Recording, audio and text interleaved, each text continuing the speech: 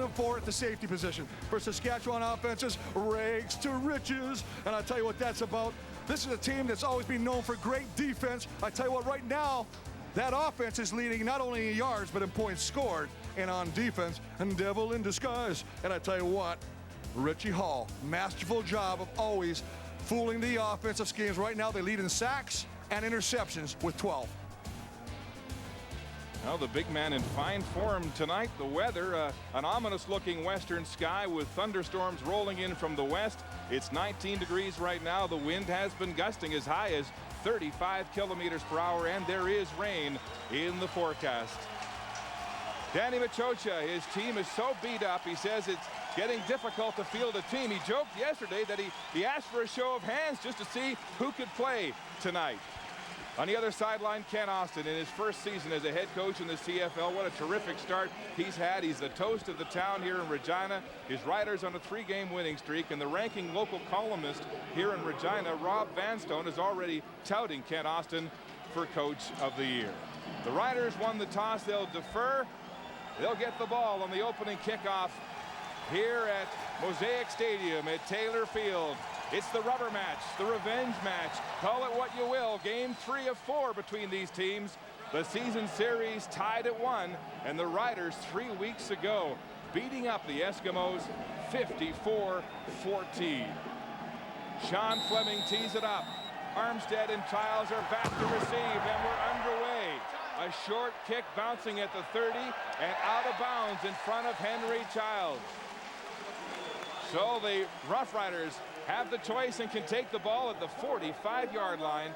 Excellent field position for their first series of the game. Kerry Joseph at the controls of a Saskatchewan offense that leads the CFL in scoring going into Week 8. And has done an excellent job against Edmonton with 3 touchdowns, no interceptions. He's protecting the ball. Watch for Wes Cates to have a big game this evening. Obviously, the receiving crew, DJ Flick and Dominguez, outstanding years on the one side of the receiving crew. On an offensive line, Val St. Germain getting a start, but the big story, Gene Makowski out with mononucleosis. First miss in 165 starts. It's a football team that has protected the ball, Chris Walby, in 5 wins this season. Saskatchewan has forced 21 turnovers and given up just 2. On first down from the 45, Joseph, a throwback to him. He wants to go deep, loading it up downfield. It's incomplete. A flag on the play as Jason Armstead is knocked to the turf. William Loftus getting the start at safety tonight. Looks like the culprit. And Mark, that's exactly what you want to do offensively, is challenge that defense. You know they've got some newcomers in there. William Loftus getting his first start since 2004 at safety. Edmonton number 18. First down. Just reacts. The ball is not going to be complete. Double coverage. Nice job. A little flea flicker. Throwing it back to Joseph. He goes deep. William Loftus loses sight of the football and decides to run over the receiver. Nice call by the official. Loftus getting the start in place of the injured J.R. LaRose tonight. It's a gain of 49 yards. On that pass interference call against Loftus. Motion now. Back to pass. Joseph throwing the deep corner to DJ Flick. He's got it. Touchdown. 2 plays. Pay dirt for the Riders. Now Mark, DJ Flick with his team-leading 6th touchdown reception of the season. Kerry Joseph obviously decided to go and attack the newcomers in the secondary of the Eskimos. William Loftus with that costly pass interference call, and as you say, the next play, touchdown to a wide-open DJ Flick in the corner of the end zone. You mentioned it, DJ Flick now with a league-leading 6 touchdown catches to move ahead of Kamal Peterson. The 12th touchdown pass thrown this season by Kerry Joseph. The point after by Conti is good. And the former Tiger Cat helps stake the Riders to a 7-0 lead.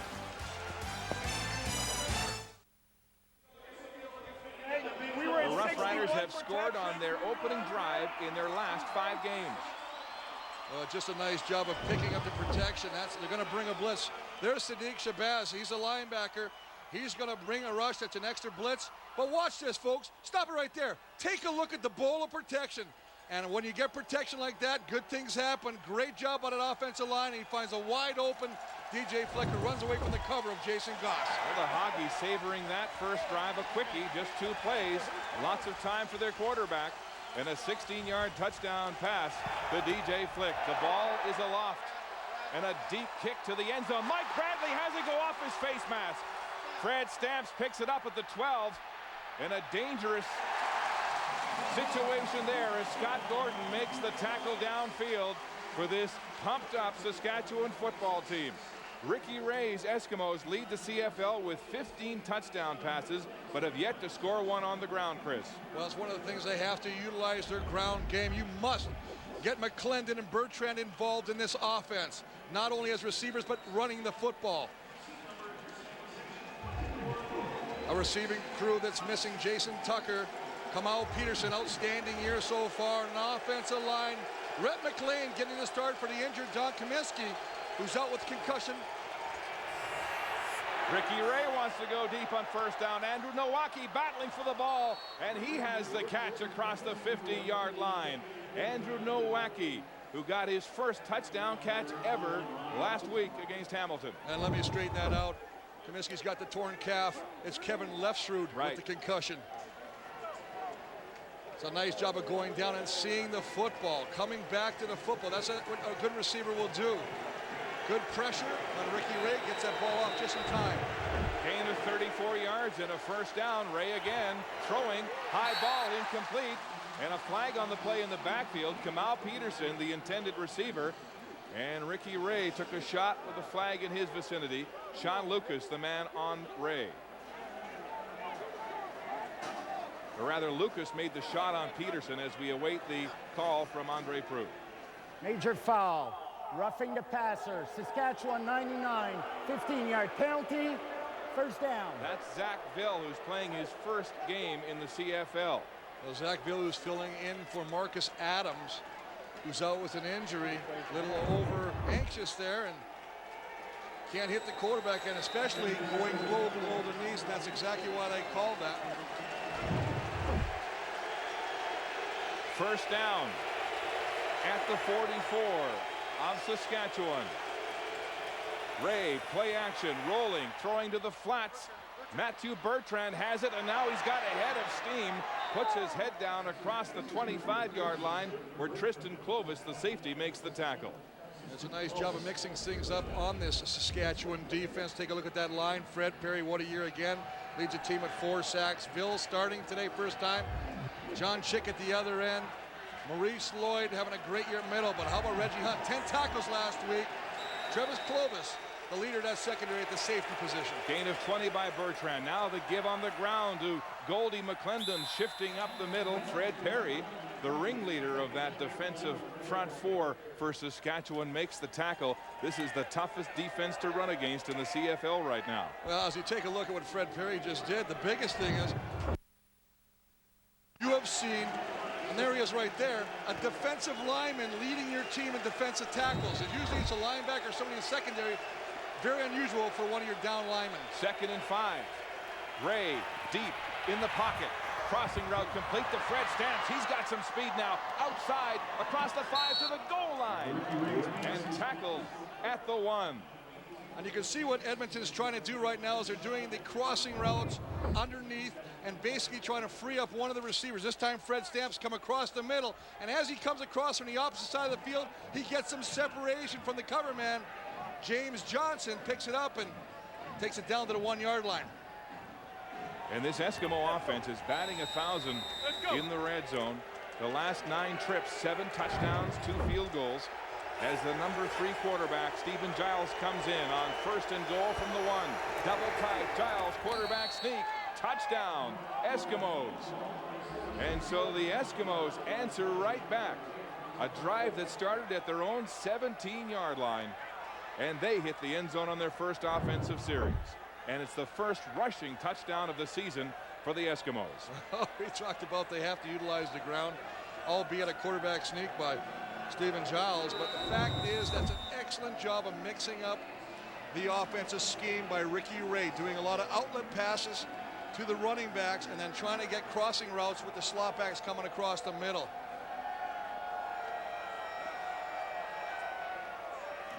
The point after by Sean Fleming is good. The Eskimos, Giles, with the first TD on the ground for Edmonton this year to tie it at 7. Yeah, you had that. He was squat. There's that ominous sky just to the south of Mosaic Stadium. Lightning has been reported in the neighborhood. As we come back to live play here in Regina, a 6-play 93-yard scoring drive and a Giles 1-yard plunge for Edmonton to tie it at 7. And that drive into the wind, and now the rain beginning to come down in Regina. Fleming with a short kickoff to the 20. It's Henry Childs, the rookie, up to the 25, shifting and gets to the 30-yard line before he is brought down. Well, I'll tell you what, every time you've got 1,000 pounds, Kabongo, Baker, and Roundtree, you should be able to get into the end zone. That's exactly what Stephen Giles does. He goes behind the big boys on the right side. Easy 1-yard plunge. He's not even touched until he's 2 yards into the end zone.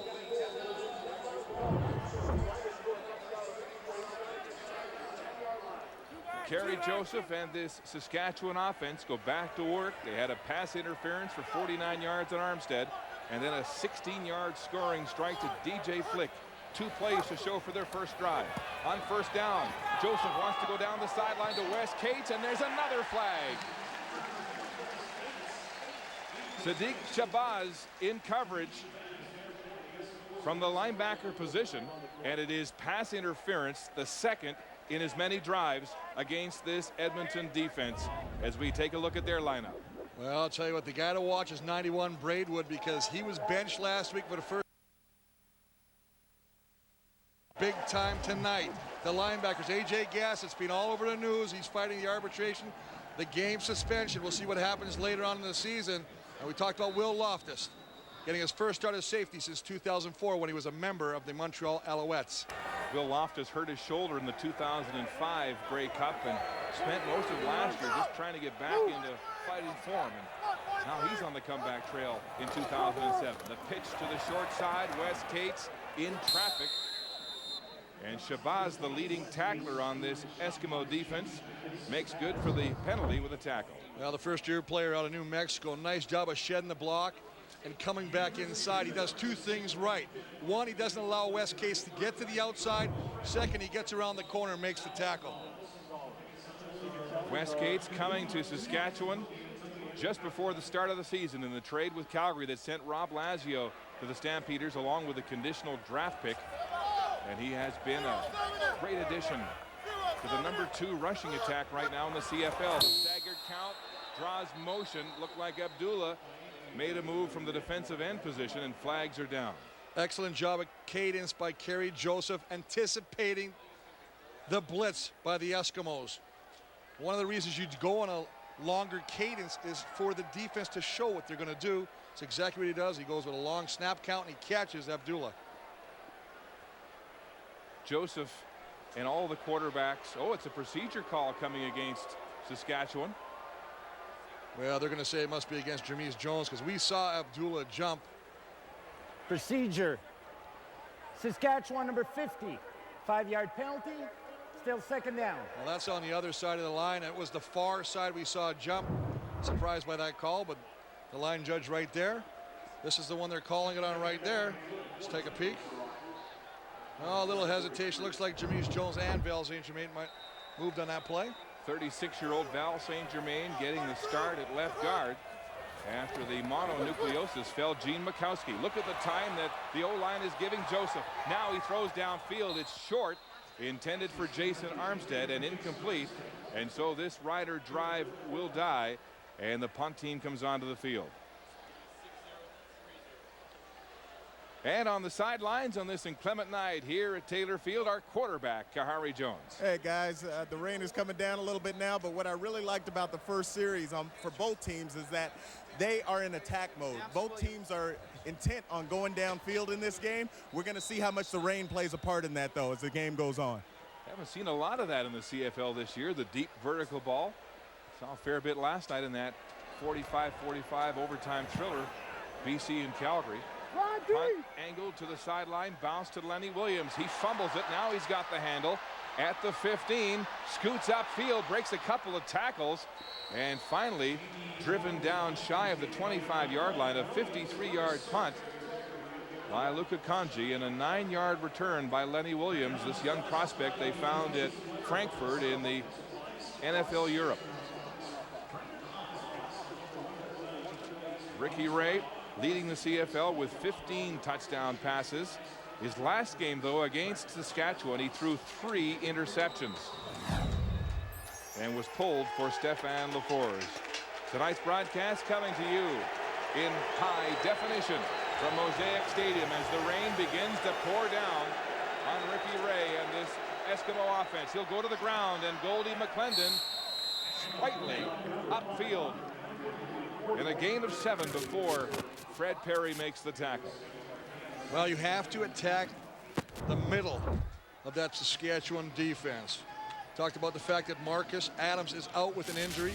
Newcomer Zach Ville getting his first start, number 99, and I'd go right at him. I think that's a smart move, and they also have to start utilizing that ground game. McClendon only 8 carries in each of the other 2 games against Saskatchewan. He had just 8 yards rushing last week against Hamilton on 6 carries. Nearly got that in that 1 carry. Ray pumping in, trouble now. Tries to bail, still has the ball, throws it. It's complete. Kamal Peterson fumbles the football. Clovis has it for Saskatchewan. Still on his feet to the 40. Battling through traffic and wrestled to the ground by the big offensive lineman, Raleigh Roundtree. Peterson had it and then dropped it in the rain. And Tristan Clovis with his first fumble recovery of the season. And how about Ricky Ray, though, to avoid the sack? Looked like he's down initially by Maurice Lloyd. Shrugs off that, shows some great strength to get away from that. Delivers the ball to Kamal Peterson. Gets it, takes a step, and drops the ball on the turf. And as you say, Tristan Clovis, Johnny on the spot with the fumble recovery. Ken Austin was telling us yesterday, turnovers, the key statistic in pro football. And this is a team that leads the CFL in plus minus in takeaway giveaway, a plus 11 Saskatchewan has. And now there's a challenge flag being thrown from the Eskimo sideline as Danny Machocha is questioning whether that ball was incomplete or in fact a fumble. I think it's a great job and a great call. It's what you want to do, you want to utilize your challenges smartly. If it doesn't go Machocha's way, he doesn't get charged with a timeout, so it's a smart move by him. And it could have given the ball to Saskatchewan in great field position. Edmonton may retain possession. Edmonton is challenging the ruling on the field of an of a completed pass followed by a fumble. We'll review the play. It did look like Peterson had possession and then took a couple of steps downfield. Let's have a look at it, Chris. Well, you hit it on the head, Mark. It's all about possession. Nice job of getting it to me. He takes it 1-2 steps, so he's got possession. This should be a quick review under the hood for Andre Proulx. As we take a look at another angle, that's just James Johnson doing a nice job of getting that right hand, knocking that ball loose. Let's watch it now at regular speed.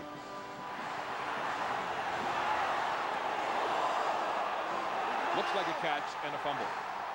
And we talked about Peterson off the top of the broadcast. He's having his best season since 2002 when he had 62 catches for Calgary. You mentioned the nickname Kamau Incompleterson. And he is prone to these inadvertent drops. Well, that wasn't a drop. I mean, he lost the football. Well, I think he had possession of the football. It's just to say, once you make the catch, what's the next thing you got to do? You got to keep possession of the football. I think it's credit to James Johnson, number 19 of Saskatchewan, who punched that ball out. So the challenge underway. And for Kamal Peterson, who's enjoying a fine year leading the Eskimos right now, he looks a little disappointed in himself. Here's the ruling. After review, the pass was completed to Edmonton receiver who fumbled the ball, and it was recovered by Saskatchewan. It will be Saskatchewan's ball, first down. Tristan Clovis applauding the ruling. Danny Machocha loses the challenge. It was a 19-yard catch before the fumble and a 14-yard return by Clovis. And remember this, in that 54-14 drubbing, the Riders over the Eskimos, 29 of Saskatchewan points off of 5 Edmonton turnovers. Can Kerry Joseph take advantage here? First down. Joseph handing off to Wes Cates up the gut, and he's hard to bring down. Raheem Abdullah finally wraps him up after a gain of 7. That's a nice job of the offensive line to get Wes Cates some yardage, especially in the middle. And you got to factor in the fact that Val St. Germain, as you say, cut by Winnipeg in training camp, hasn't played a game. He's only arrived here in Regina last week, the left guard, and he does a nice job of blocking out. You've got Jermise Jones, the right tackle, who usually plays the left side. He's replacing Gene Mikowski. It's a toss salad on that O-line, but they're getting off the ball. 2nd and 3. Joseph will throw in the pocket. Now he's antsy, and they've got him. Dragged down for a sack. Charles Alston back in the lineup after leaving about 5 minutes into last week's game with a torn oblique muscle. And talking to him, he's playing with that torn oblique, and it just makes, because that's a stomach muscle tear. Yeah. You wonder how he's getting off and making any kind of movement at all on an offensive lineman when you have that incredible pain in the midsection. Well, he's coming to the aid of this beat-up Eskimo defense, and a field goal situation here for Luka Kanji, who has been good on 66% of his tries, his longest from 47. This attempt coming from the 39-yard line, almost straight down the field. The pin is good. Kanji hits the ball, and good. Luka Kanji, good from 39. And it's a 3-point Saskatchewan lead off the Eskimo turnover. But I'm just trying. A capacity crowd enjoying the proceedings tonight in Regina. The home team up by a Luka Kanji field goal. Both teams really beat up, Chris Walby.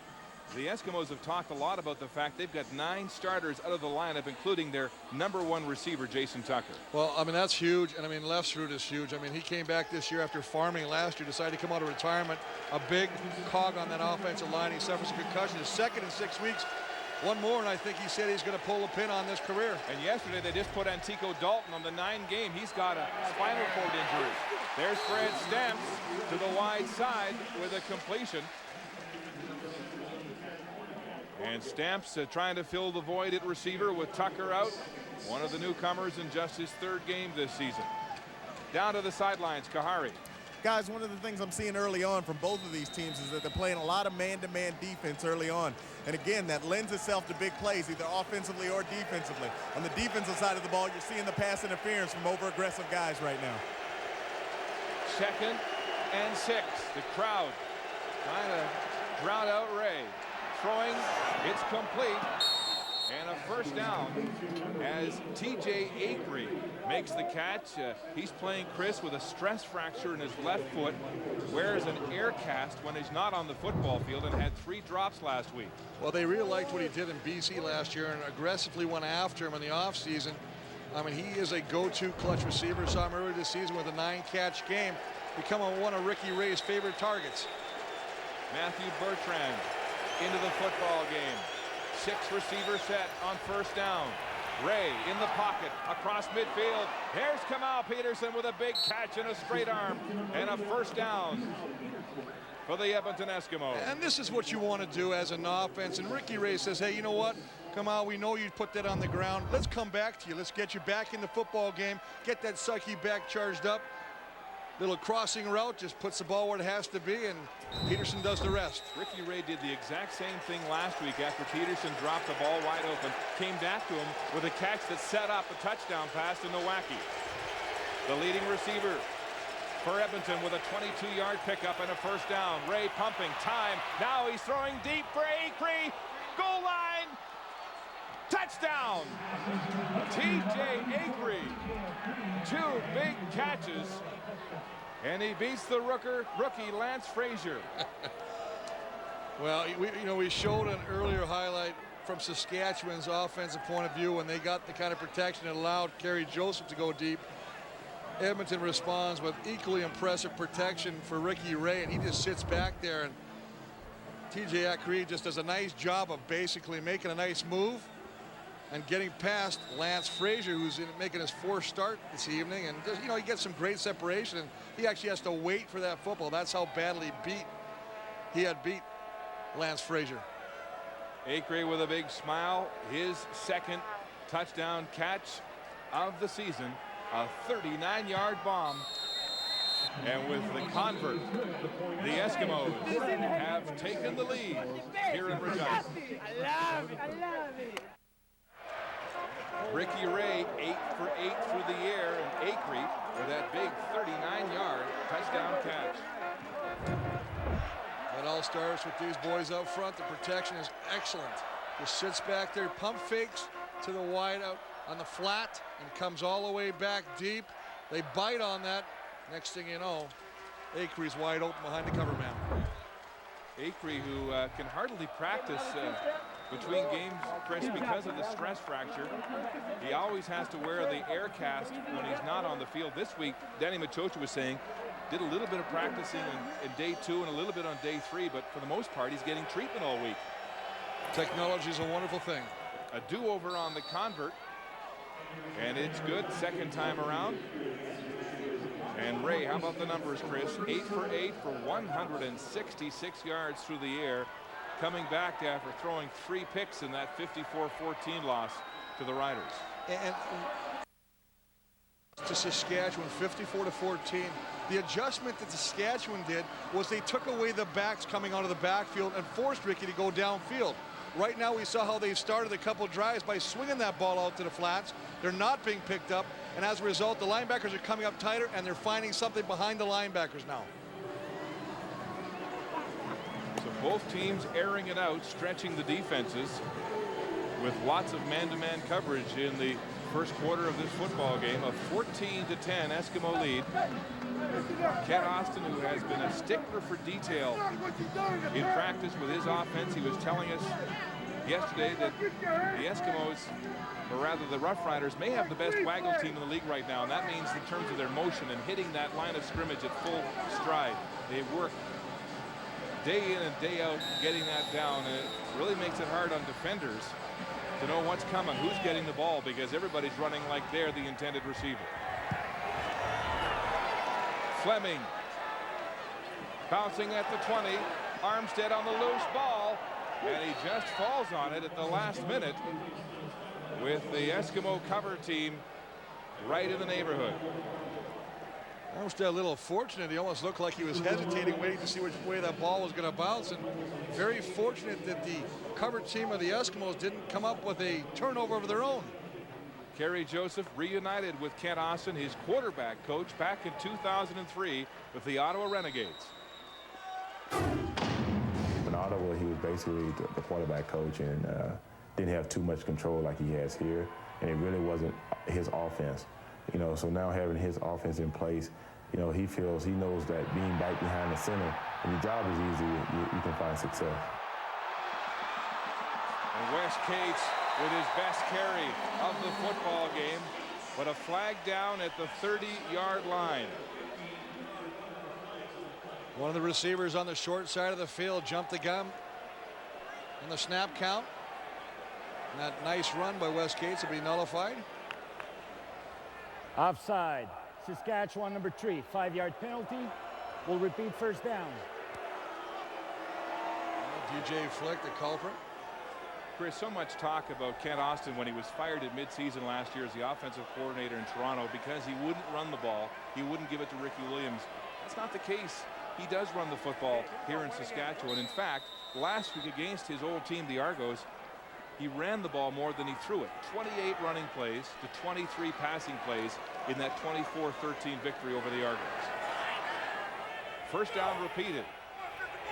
After the offside call, 15 yards to go. Here comes the Eskimo blitz, and the draw to Wes Cates. Can he get through? He does. To the secondary, puts his helmet down right near the first down marker, where William Loftus, the hard-hitting free safety, makes the tackle. And one of the ways you attack a blitzing defense is you run a draw or you run a screen. Haven't seen much of that this year, but if you got a defense that's going to try and come after you and bring more than the 4 down linemen, Hey, look at that draw. Look at that open up right there. And it forces William Loftus, number 18, the free safety, to come up and make the tackle. Great call against the blitz. And it's a gain of 15. Just shy of the first down. Second and inches in the double tight formation. And the big quarterback, Joseph, calls his own number. And a first down on the quarterback sneak. And Mark, that's a sign of confidence in your offense and the fact that you make a nice run of West Cates. It's nullified by a penalty to receiver. Now you're forced back and you call an excellent play, a draw on a blitzing defense. You exploit the defense, and then Kerry Joseph takes it over a short yardage, and now they got a fresh set of downs. They moved the yardsticks. This Saskatchewan team, number 2 offensively on the ground, averaging 120 yards a game. Here's the blitz again. This time Joseph will call his own number again. Running upfield to daylight to midfield.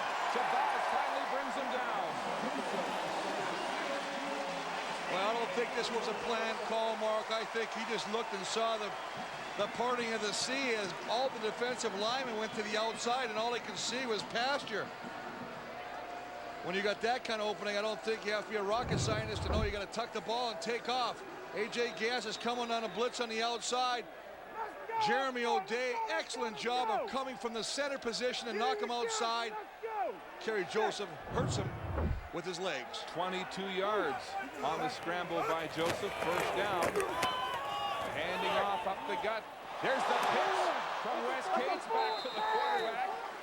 He takes a lick on the play from Jason Flowers.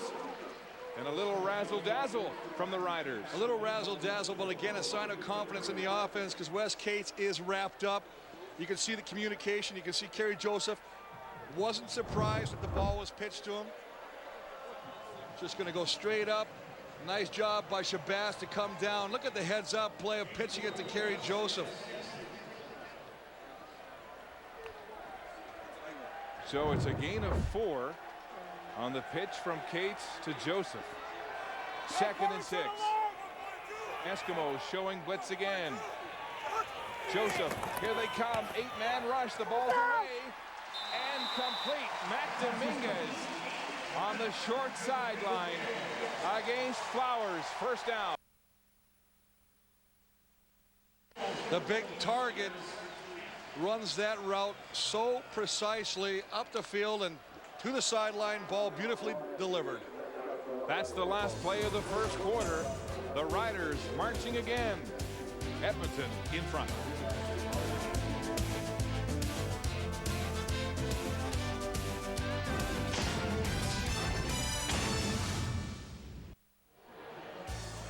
The night sky over Regina, the rain letting up here as we get start for the second quarter at Mosaic Stadium. Wes Cates was commenting, Chris, on the trade that brought him to Saskatchewan from Calgary in return for Rob Lazio, the Canadian offensive lineman, and a draft pick. He said, I think it's a big steal because I'm one of the better players in the Canadian Football League. And right now he's ranked number 5 among running backs in the CFL. Had a big game against BC, 103 yards, his first 100-yard game of the season. 98 yards last week against Toronto, and he has been a force in the backfield, filling the void left by Kenton Keith, who is in the NFL on a tryout. Well, brash comments for a second-year player who basically was used on special teams in Calgary last year. Just a second-year player. First down. Joseph firing high ball to Dominguez. He's hard to bring down, fighting for that first down marker. And he'll be shy as we check the first quarter statistics. Well, it's basically been the offensive show as we take a look. Passing yards for Edmonton, 166, as you say, 8 for 8. Ricky Ray, outstanding first quarter. First downs 8-6, favor of Edmonton. Time of possession favoring Saskatchewan. They're both moving the football.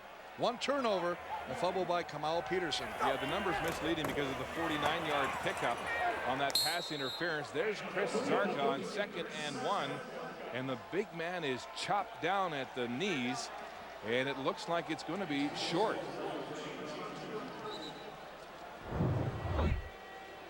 Well, let's take a look at Raheem Abdullah as he comes back, and he comes down there, and he's the man responsible. You can't let The big 6'5", 260-pound defensive end go unblocked. You've got to make sure you put somebody, make him go the long route. That's an easy tackle for the big guy. Oh, Abdullah Paxawallop, he was telling us yesterday about the hit he put on Jason Moss last week. Nearly killed him. He said it was the biggest hit I've ever given a quarterback. Moss said later he thought his sternum was broken. And don't forget, he separated Kerry Joseph last year from the football with a big hit. Measurement underway. Down to Kahari. Yeah, one of the things to look for, guys, is Kerry Joseph and the hits that he's taken so far. I know after the first quarter, he really came off of the field huffing and puffing a little bit, and I think it's something to watch for. Even though he is a running quarterback, he doesn't want to take the hits like he did in that first quarter. Third down gamble. We'll keep an eye on Joseph. Double tight end formation. Joseph with the sneak into the fray of that defense, and it looks like he'll have the yardage. Although the Eskimos think they've made the stand. They're pointing like they have stopped Saskatchewan, and they're going to measure again. Great surge on both sides of the ball. Pretty much a stalemate. It'll all come down where the official marks forward progress. Take a look at Jeremy O'Day. He's going to be the point man on that rush. Boy, the spot is going to be so important here. Fans not happy where the spot is marked. It is short of the 30. It's about the length of a football short of the 30-yard line.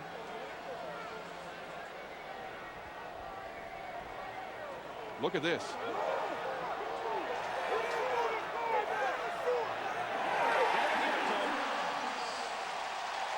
First down by a whisker.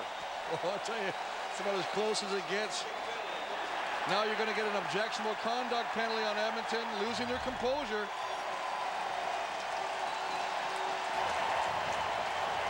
Objectionable conduct. Edmonton, number 29. After the play, we're going to have 10 yards.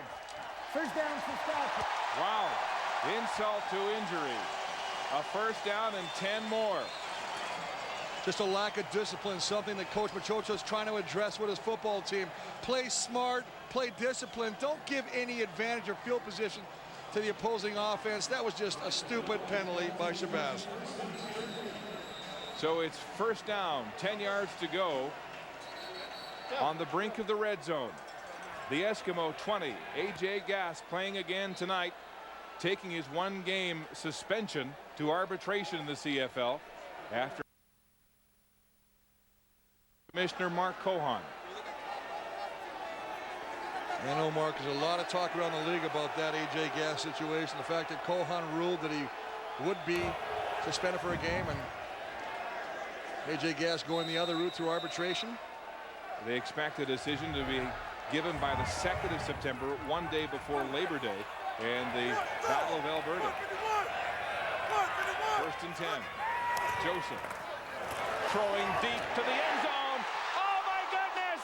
It's intercepted in and out of the arms of DJ Flick, who was wide open, and William Loftus gets the rebound. Mark, we talked about Kamau Peterson and DJ Flick in the opening of the show. Kamau Peterson fumbled to be recovered by Saskatchewan with this one wide open. Coverage breakdown. He's so open that he just lets the ball hit his shoulder pads instead of using his hands and catching the ball with his hands. And the Eskimos have only their 3rd interception of this season.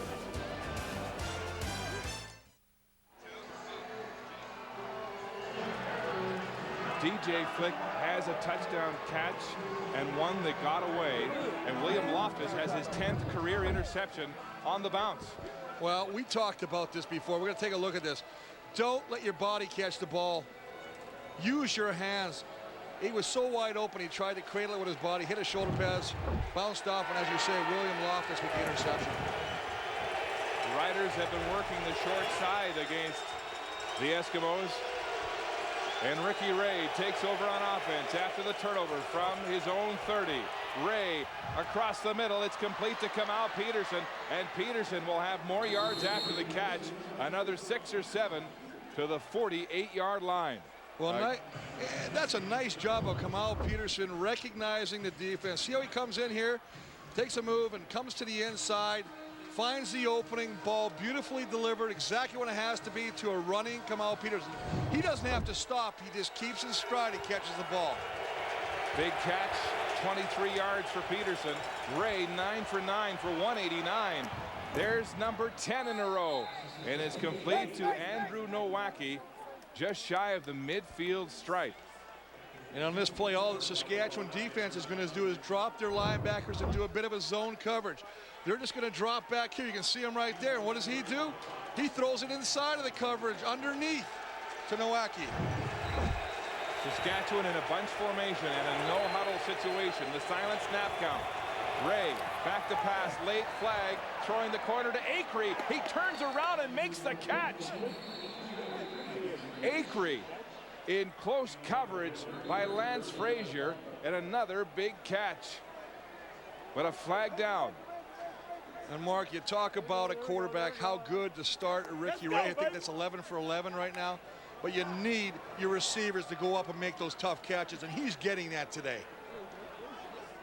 TJ Acree playing hurt with the stress fracture in his left foot after dropping 3 very catchable balls last week against Hamilton, not getting a single reception. Look at this here tonight. 3 for 76 and a touchdown. Saskatchewan, number 41. That penalty's declined. First down. Now Fred Perry with the call, but the big thing, that's the 5th different Eskimo receiver that Ricky Ray has utilized.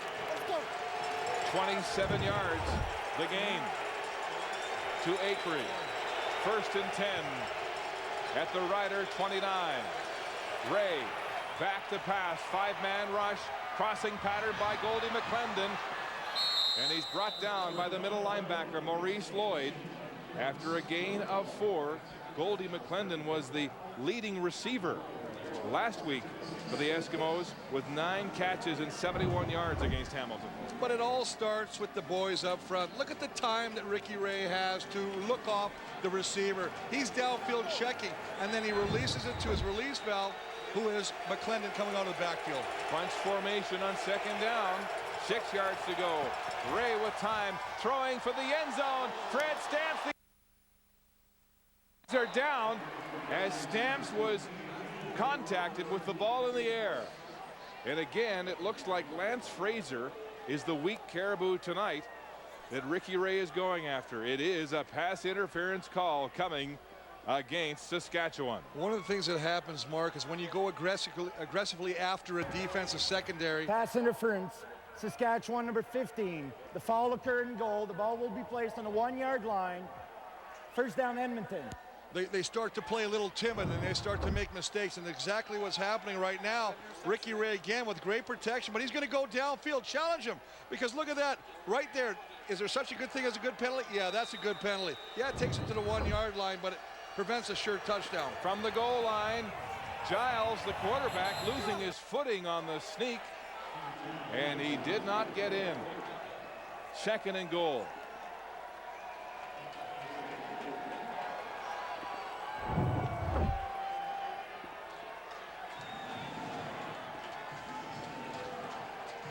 Well, that's Tim Fleiser, a 10-year veteran making his presence felt. He's just a journeyman defensive end who comes in and plays in short yardage situations. Backup defensive lineman. 2nd and goal from the 1.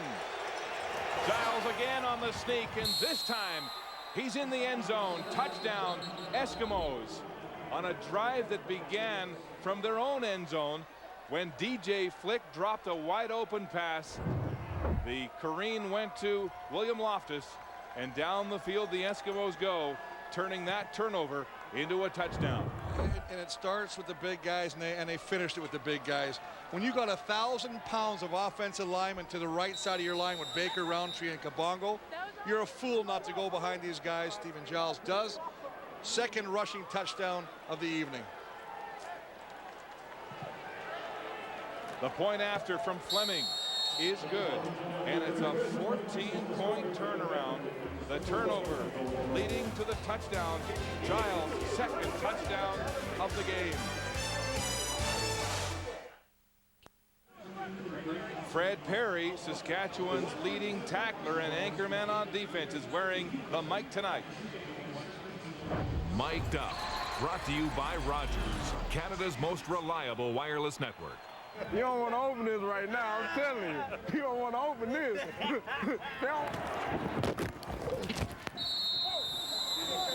Let's go, baby. Come on. They can't run, so they got to pass. Simple as that. Fred Perry, the 32-year-old veteran on that D-line, and we'll check in with him from time to time. The kickoff going through the end zone. And the Huggies for the Eskimos have been in full control here tonight, helping to lead a 7-play drive that covered 85 yards. And it all began on this play. DJ Flick wide open, had to go right off his chest into the arms of William Loftus, and then Ricky Ray to the air. TJ Akery with 3 big catches so far in the first half, down to the 1-yard line after the pass interference on Fred Stamps, and the second 1-yard plunge for a touchdown tonight by the number 3 quarterback, Stephen Giles. A 14-point turnaround as the Eskimos vault to a 21-10 lead. Joseph now, play action, throwing to the short side. Matt Dominguez reaching close to the first down marker. And again, they're going after that short side corner, Jason Flowers, the rookie out of Toledo. Well, Jason Flowers was discovered in the World League by Danny Machocha, who watched him play and said he is a great one-on-one man coverage guy. I think this is a great example of it because this is a very dangerous receiver. And you see, Matt Dominguez tries to use his strength to sideswipe him, get him out of the way. Jason Flowers equal to the task. Flowers giving Dominguez all kinds of respect there, playing off. And Dominguez, one of the vocal leaders on this football team. A team rewired under the regime of Eric Tillman and Kent Austin. First down after the catch by Dominguez. Joseph handing off up the gut. And Wes Cates is hammered by Adam Braidwood. Coach. A reminder, warrior of the game, we want you to log on to cbcsports.ca in the second half and vote for the player who shows heart and courage and determination, the determination of a warrior. And we'll let you know who wins after the show. Warrior of the game brought to you by the all-new 2007 GMC Sierra, professional grade. Only a gain of 1 by Wes Cates, so it's 2nd and long, 2nd and 9. The Eskimos showing blitz. There's movement. Flags are down, and it's whistled dead as DJ Flick makes the catch on the crossing route. And the big tackle, Ron Warner, who had a great game last week with 2 sacks and a forced fumble, he was moving, but who twitched first on the line? Here's the call. Procedure, Saskatchewan number 4. 5-yard penalty, still 2nd down. Calling the quarterback, Kerry Joseph. They're calling him for a illegal hand or head movement to try and draw the defense offside. That's very surprising considering the fact that he is in a shotgun formation. So how do you call a legal movement on a quarterback? And the Rider fans didn't like the call. Saskatchewan with 6 penalties so far tonight. They had 4 all last game against Toronto. Here comes the blitz. Joseph, the ball away. It's nearly intercepted. Stanford Samuels, who's playing tonight with turf toe and a fair bit of difficulty last week against Hamilton, stepped in front of that pass. And another penalty coming to Saskatchewan, another procedure call. Well, they'll decline that penalty. But again, a receiver, we talked about how the receivers are running through their Illegal routes. procedure, illegal formation, Saskatchewan number 52. That penalty's declined. 3rd down.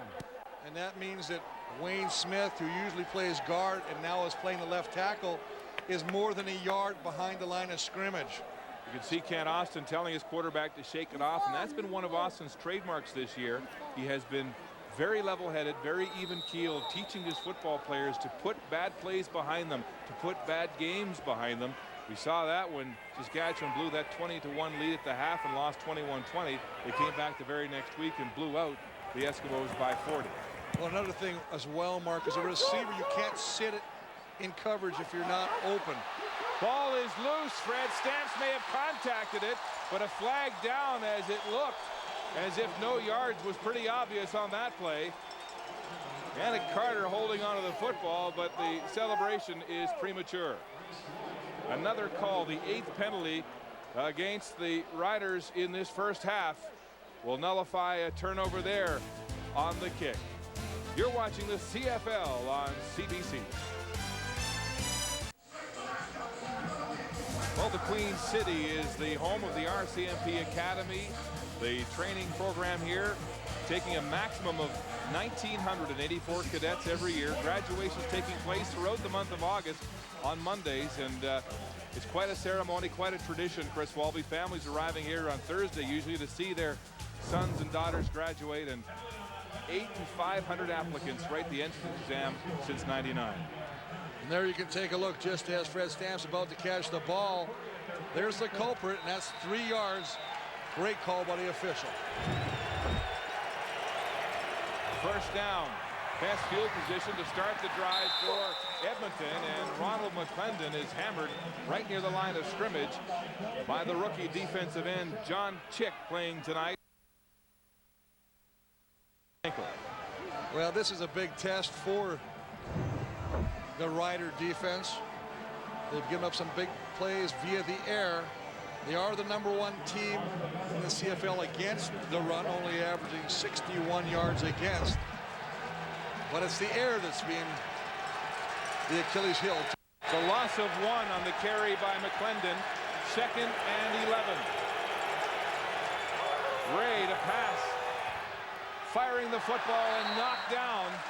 Maurice Lloyd, the linebacker, dropping into that zone coverage to break it up for the Roughriders. Maurice Lloyd got a little depth, took away those underneath patterns that Ricky Ray's been making a living on. Just by getting a little bit more of a drop, it allows him an opportunity to just get that hand out there and get it on the ball and force an incompletion. Nice job of adjusting by the linebacking crew. And a big stand by this Rider defense with that drive starting at their own 44-yard line. They will force Sean Fleming to punt the football here. No chance for a field goal, really. It would have been at least a 52, 53-yard placement into the wind. Fleming, low snap, angling the ball, a nice spiral to the near sideline, bouncing into the end zone for a single point. Not what Fleming hoped. He was trying to pin the Riders deep in their own end, and he will have a punt single. 6:26 to go until halftime, and Edmonton in control. Saskatchewan back on offense. Eskimos blitzing Joseph. He's got the ball away on a deep pattern, and it's complete to Jason Armstead. Armstead wrestling with Shannon Garrett, the Sam linebacker, and comes up with the football as Garrett returns to action after a groin injury against Calgary 2 weeks ago. Well, Shannon Garrett, a converted secondary halfback, playing that Sam side linebacker, a strong side. He's got coverage, but Armstead does a great job of positioning his body in front of the defender, allowing him a chance to come up with that ball. Armstead with a 28-yard gain on the play. First down to the 47 of the Eskimos. Play action now. Joseph looking, drops the football, and gets it back just in time as he's hammered by A.J. Gass, the big middle linebacker. You know what? A.J. Gass makes the play, but he does something even better previous, and that is he doesn't bite on the play action. They are trying to get him to come inside. Look how he goes to the outside. It's exactly what you want to do. They ran this play earlier, and nobody picked up Kerry Joseph as he did hand off the ball to Wes Cates. This time, A.J. Gass is Johnny on the spot, forces him back in and brings him down. Joseph getting back to the line of scrimmage after the fumble recovery. 2nd and 10. Eskimos loading up the blitz, and here they come again. The ball's away. A one-handed catch by Wes Cates, and a first down. What an effort. That's a brilliant catch by Wes Cates, coming out of the backfield, getting one-on-one coverage, because as you say, the blitz is coming, and he's coming unsided. He's the backside blitz, so Kerry Joseph has to use a spider sense, kind of anticipate when he's going to get hit. Nice job of putting a beautiful touch on that, but look at the concentration. Brilliant catch by Wes Cates. Take a look at Raheem Abdullah working one-on-one from the left side. That occupies that tackle, and that allows Shabazz to come free on the outside. Gain of 13, another first down at the 33 of the Eskimos. They're blitzing again. Joseph gets away. He can run. Look at the daylight. Joseph gets outside to the 10, still on his feet, and brought down just shy of the goal line.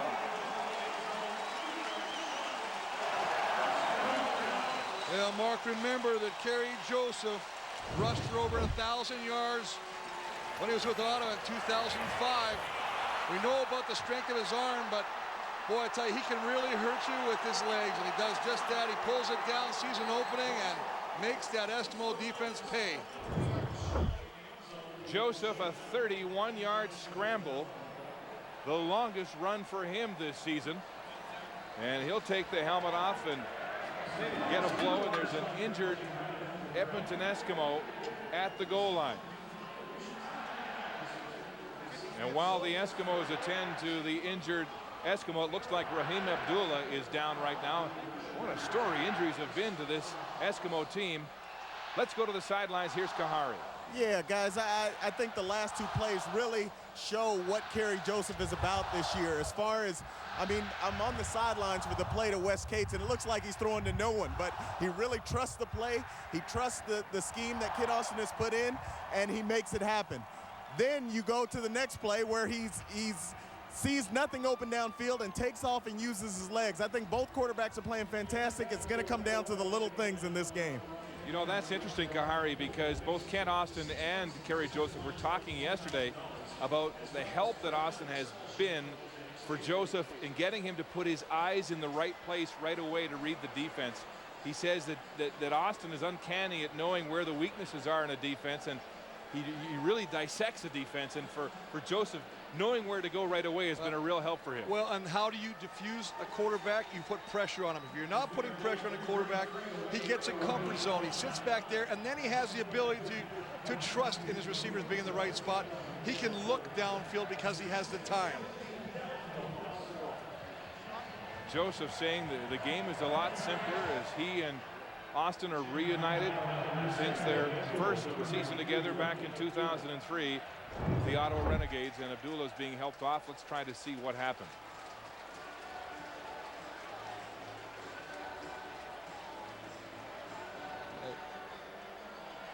Hellacious contact near the goal line. Looked like he may have been at the bottom of that train wreck. And Charles Alston will come in along the D line. This defense that has been smashed up in the first 8 weeks of this season. Well, you only hope that he is winded, because Raheem Abdullah is the leader of that defensive line.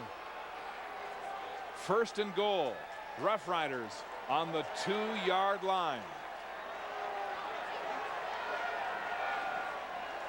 Joseph. Good yard. Up behind his center, Jeremy O'Day. I formation.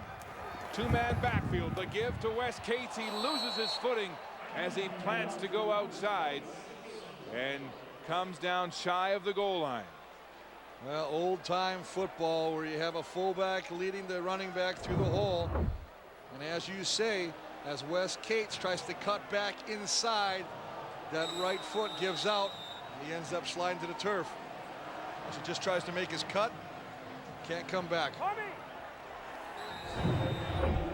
And so it'll be second down and goal now, and again the ball spotted at the 2-yard line by Wes Cates, and the Saskatchewan Roughriders have called a timeout as Kerry Joseph comes to the sideline. We'll take a break with 2:54 to go until the half. There's Raheem Abdullah up on his feet at the Eskimo bench. It looks like a left knee injury, and it's a good sign there that he's up, and it looks like he might be able to walk it off. Second and goal from the 2-yard line. The last time the Riders were in the red zone, DJ Flick dropped that touchdown pass that turned into the William Loftus interception. Double tight end formation. From the 2, the give to big man Chris Darko to the goal line. Roughriders.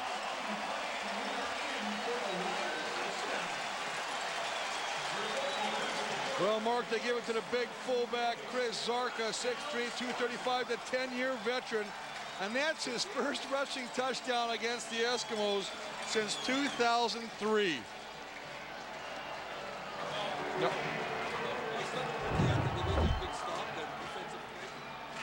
Nice job of penetration, but Chris Zarka, not to be denied, just stays where the play is designed to go, right in the center, the heart of the Edmonton defensive line. The convert is good. Chris Zarka with his first touchdown of the season. And the Roughriders pull to within 5. The 3-minute warning has been given in Regina. Back at Mosaic Stadium at Taylor Field, big Chris Zarka, the 10-year veteran, with his first rushing touchdown and a big plunge to answer back on offense. Well, just going to go behind the right side of the line. He's actually lined up in front of Wes Cates.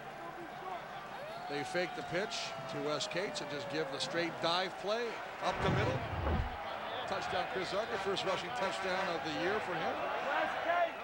And another sign of the way this Saskatchewan football team has remained level-headed as Austin continues to preach perspective, telling us yesterday that I told my players there are going to be a lot of games still to play. There are going to be a lot of bumps in the road. And after giving up a 14-point swing, that last Edmonton touchdown coming after the botched catch by Flick. Ball is loose. Mike Bradley had to go off his legs, and Matthew Bertrand is quick to hustle and make the recovery. A reminder, in about 2.5 minutes, halftime. The panel, live at the half, will analyze the first half of this Western tilt, and then we'll go back in the day in the CFL. All coming up, 2:46 to go. Hard. Just keep getting push on it. You can knock their asses off the line of scrimmage. That rebuild O-line with Val St. Germain helping out this week, getting some encouragement, and Fred Stamps drops the football on first down. Young man that Danny Machocha thinks highly of, thinks he can be one of their big threats through the air, but took his eye off the ball there. Well, he's got great speed. They really want to put him in a situation where he has open space and can beat that defender and take it a long way. That time he just, as you say, he took his eyes off the ball and let the ball hit the ground. 2nd and 10. Ray in the silent snap count because this crowd is raucous. Ray with a deep drop, now rolling to the wide side, buying time. He's got 5 steamboats and more, and he throws it short and incomplete, and so the Eskimos will have to punt. Mark, that play was destined to fail from the beginning. As I watched, you just talked about Fred Stamps. He lined up on the wrong side of the ball. As he went to the other side, Trevor Gaylor is pushing him to the outside, telling him where he's got to line up. Ricky Ray is watching this take place. He almost doesn't anticipate the snap as it's delivered. Does a wise decision, just get rid of the football.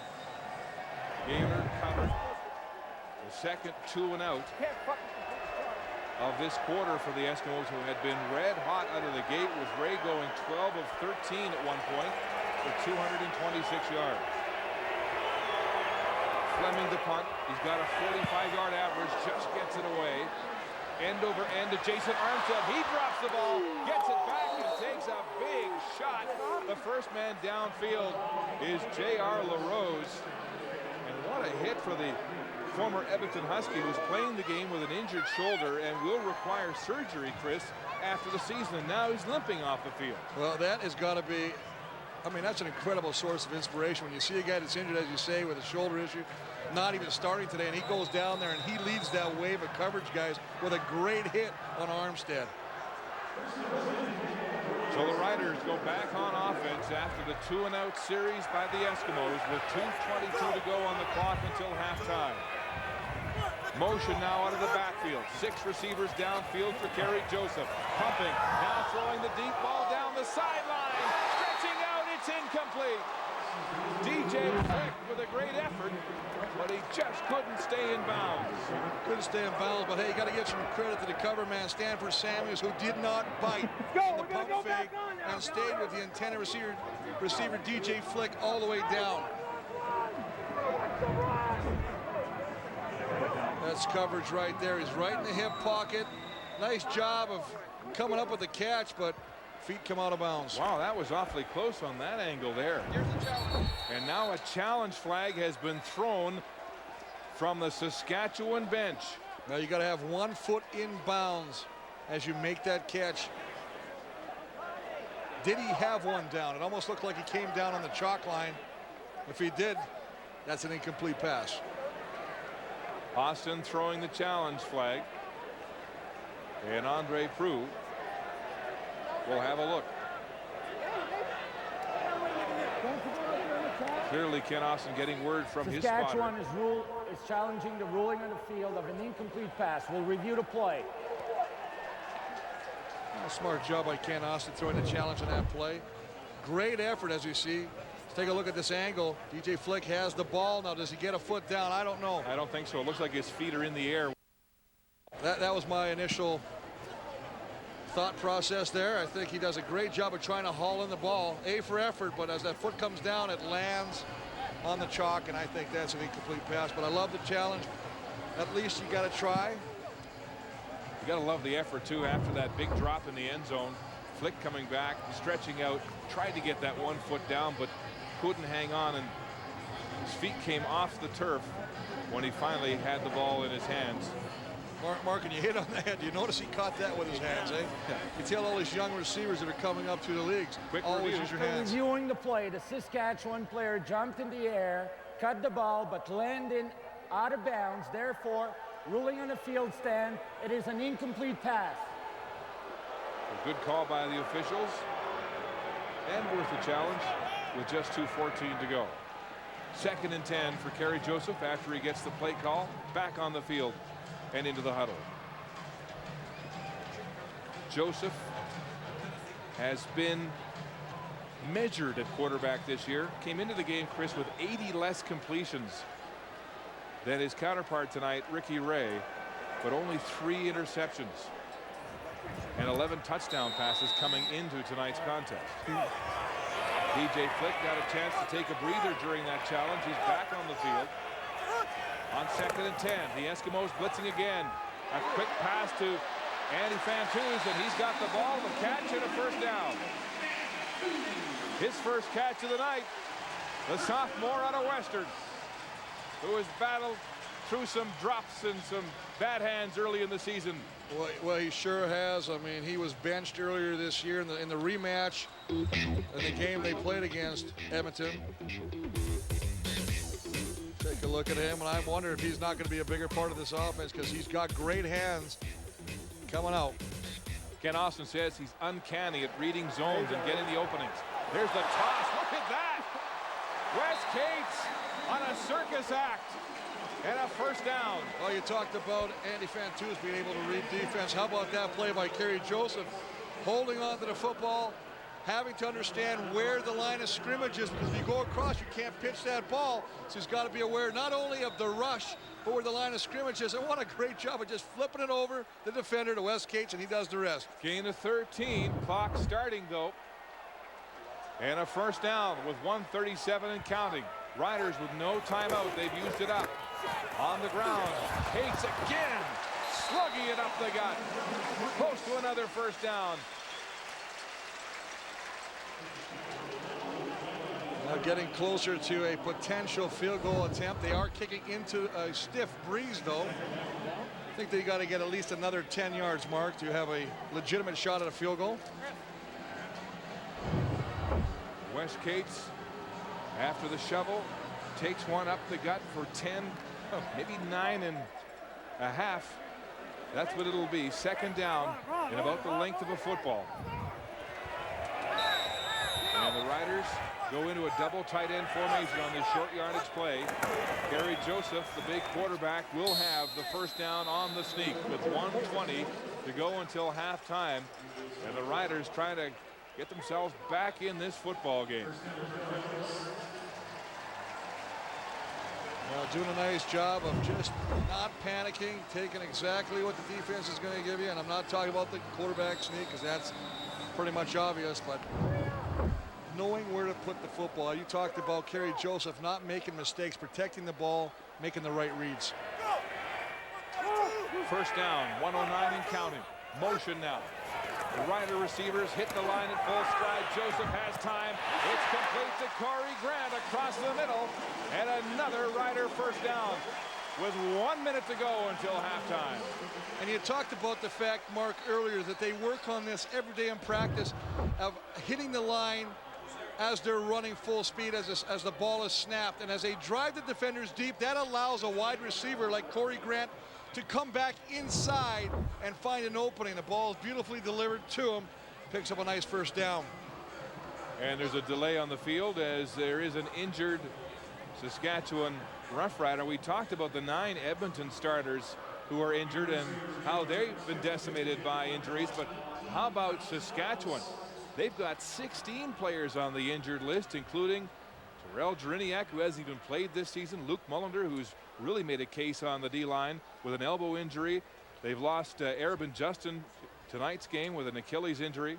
Well, Mikowski is out for the first time in 165 games, Chris. Back-to-back most outstanding offensive lineman a couple years ago. And then you got Eddie Davis, who's really one of the veterans of that secondary. And now Val St. Germain, who was brought in last week to help out and is filling in for Mikowski, he's down.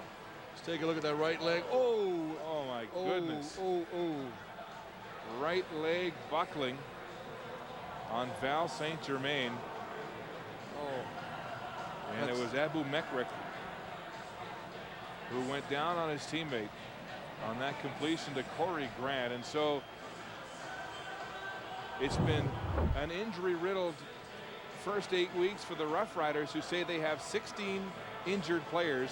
And Ken Austin was saying, nobody's more banged up than we are. The difference is we don't talk about it. I think there was a bit of a veiled shot across the bow at the Eskimos.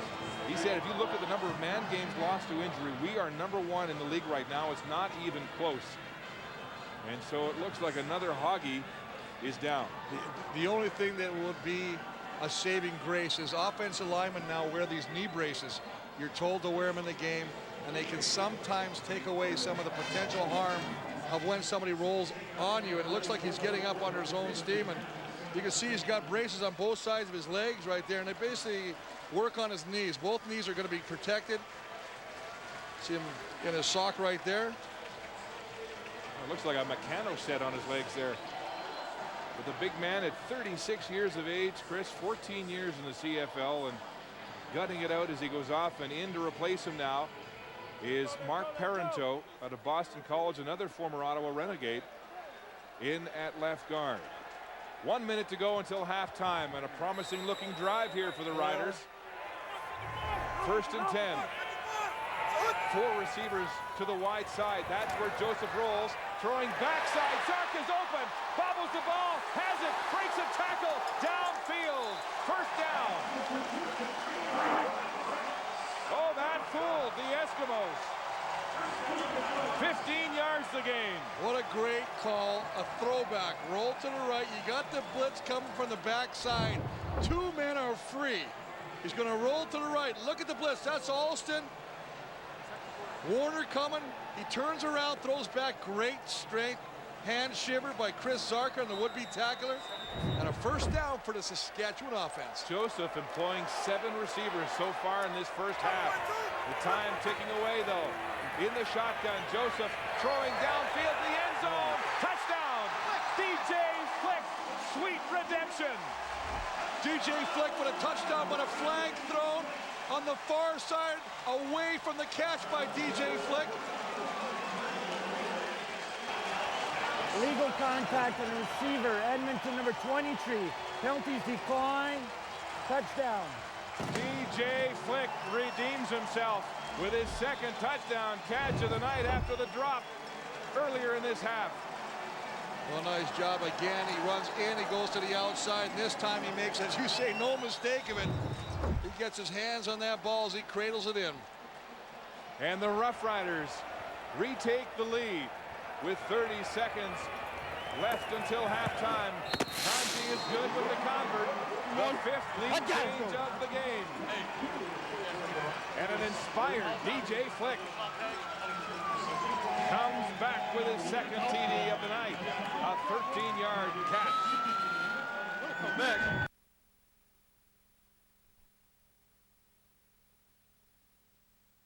Throw back. And hopefully going to pull the defenders to the middle of the football field is exactly what he does. The defenders bite on that. They roll to the middle. DJ Flick goes to the outside, gets some separation, and actually turns into an easy toss and catch. How about Kerry Joseph reading this Eskimo defense like a book? And what a drive in the final couple of minutes here of the half as they retake the lead after being down by 12 in the 2nd quarter. I might just go get another one. I'm still mad about the other one. 2 Rider touchdowns. Well, DJ Flick with the pair. And you see him talking right there because he had the hat trick. Yeah, and he did. now dropped that one in the end zone.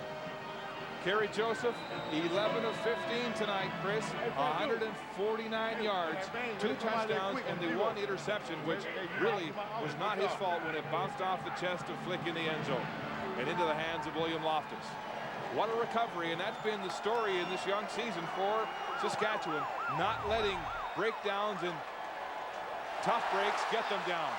That ball bounced by Fred Stamps. He's got it at the 3. Now he goes, gets a good block, reverses his field to the wide side now. They've got him surrounded. Another big block. Holy mackerel. And he steps out at the 16-yard line.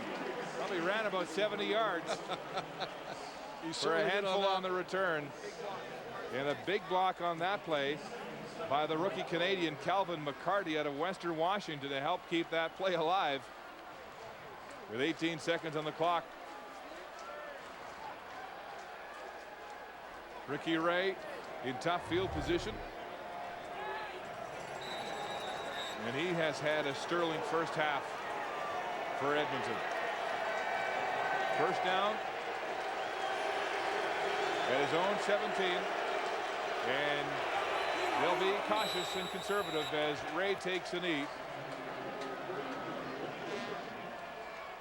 16 seconds to go on an interesting, exciting, offensive dominated first half of football with 5 lead changes. Well, I think Harry Jones, he hit it right on the head when he said that both teams have been playing. They started off with a lot of man coverage, and both quarterbacks went after that. Exploited a little bit, and you see some of the defenses making change. You see a little bit more zone in the 2nd quarter. Another knee on the final play of the first half as the gun sounds. 13 different receivers with a catch in that first half. The quarterbacks, Ray and Joseph, owning the airwaves tonight. And they go to the locker rooms with Saskatchewan up by 2. To the sidelines, and here's Steve. Thank you, Mark. Kent, it took your offense a little while to get going. Why the problem there? Well, I don't know. We put up 24 points and dropped a touchdown to make it 31, so I think our offense is doing pretty well. We didn't need to drop that touchdown, and we gave up a couple of plays defensively in zone. We had 1 bust for a touchdown and 1 bust for a PI, so we get that straightened out, we'll be okay. Ricky Ray was on fire early. Was it coverage or lack of pressure? No, he's a good quarterback. You know, they got good receivers. They're protecting him well. We got to collapse the pocket better in the second half, and we can't have our bust in the secondary. Kent, thanks for this. Appreciate it. Okay. Mark. Cool hand Kent Austin. His Riders are 5-1 when they lead at the half, and they're up by 2 at home at Taylor Field.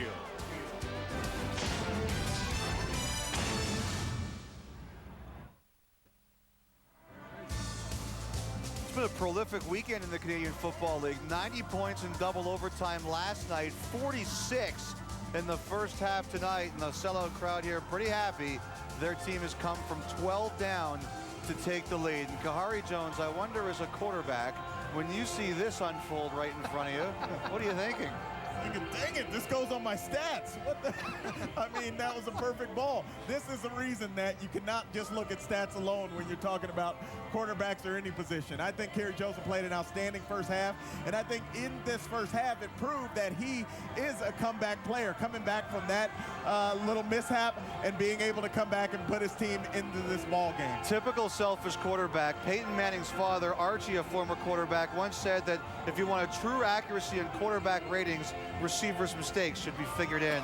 You guys are selfish as heck. Exactly. You were critical of Kerry Joseph before the game. We're going to see his plays. What do you think now? And I still think he's doing exactly what I said about Kerry Joseph at the beginning. He's not doing anything particularly brilliant. He's just minimizing his mistakes.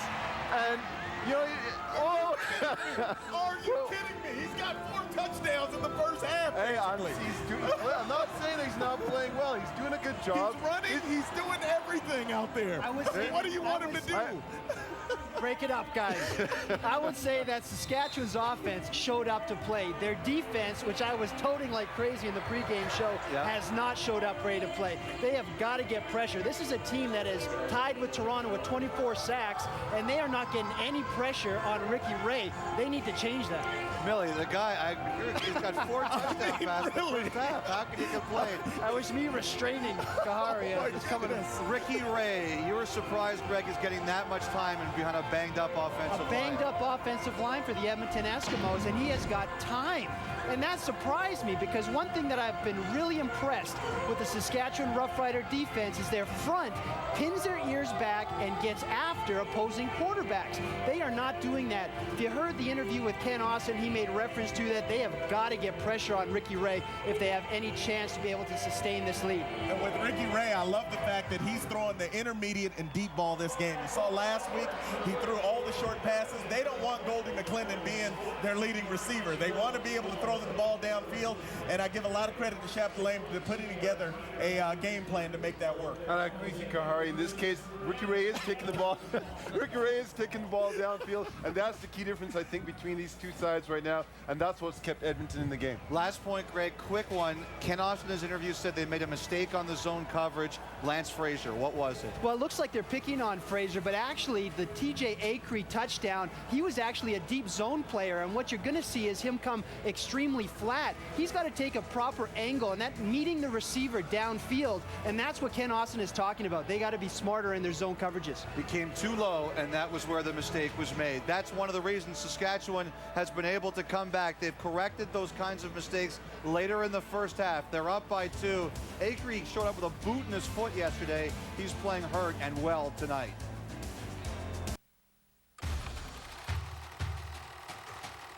Back in the day, a shift in time. Brought to you by Nissan, trucks and SUVs. Well, this was the 1976 West Final. The Eskimos were 3-year repeat champions in the West, but Ron Lancaster and the Roughriders were at home. This is Steve Molnar, and with him, the ground game was strong for the Roughriders early as they built the lead, but the clinching play came here. Watch this catch by Bob Richardson at the top of your screen. One-handed. That was the clinching touchdown. 23-13 victory. Turned Taylor Field into a madhouse, but at the time, with how good Saskatchewan was then, there's no way you could have known it would be the last home playoff game for 12 years. The last time they won a playoff game in this stadium.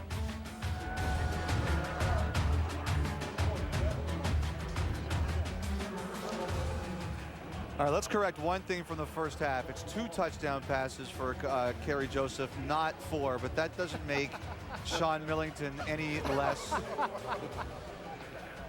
his point, any more intelligent. CBCSports.ca online after the game. We'll be back for the second half, and Danny Machocha with Steve Armitage next.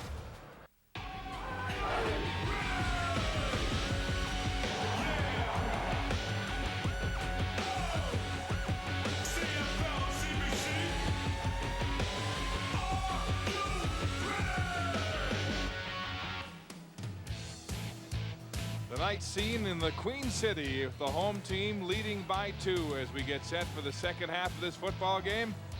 And Steve Armitage is standing by with Danny Machocha. Steve? Danny, that was a pretty solid effort on both sides of the ball from the Eskimos. Consider this is a battered team being held together by a truckload of tape. Absolutely. You know, you can't question the intensity that we've brought to that first half and the effort that we played with. But we just got to be a little bit smarter and play some solid football here in the next 30 minutes, and we got ourselves a chance. Ricky Ray, most successful with the intermediate and deep routes. Might we see more of that in the second? If the opportunity presents itself, absolutely. Thank you, Danny. Good luck. Thank you. Well, the story of the first half has to be the redemption of DJ Flick, who dropped that touchdown pass, turned it into an interception. He has 2 catches tonight, Chris Walby, for 2 touchdowns. Look at this. 5 touchdowns for Flick in the last 3.5 games of football. Well, it should be 6, because the one that got hit in the end zone, he just put it in his hands. Instead of using his hands, he let it hit his shoulder pads and was intercepted by Will Loftus. He should have the hat trick in the first half.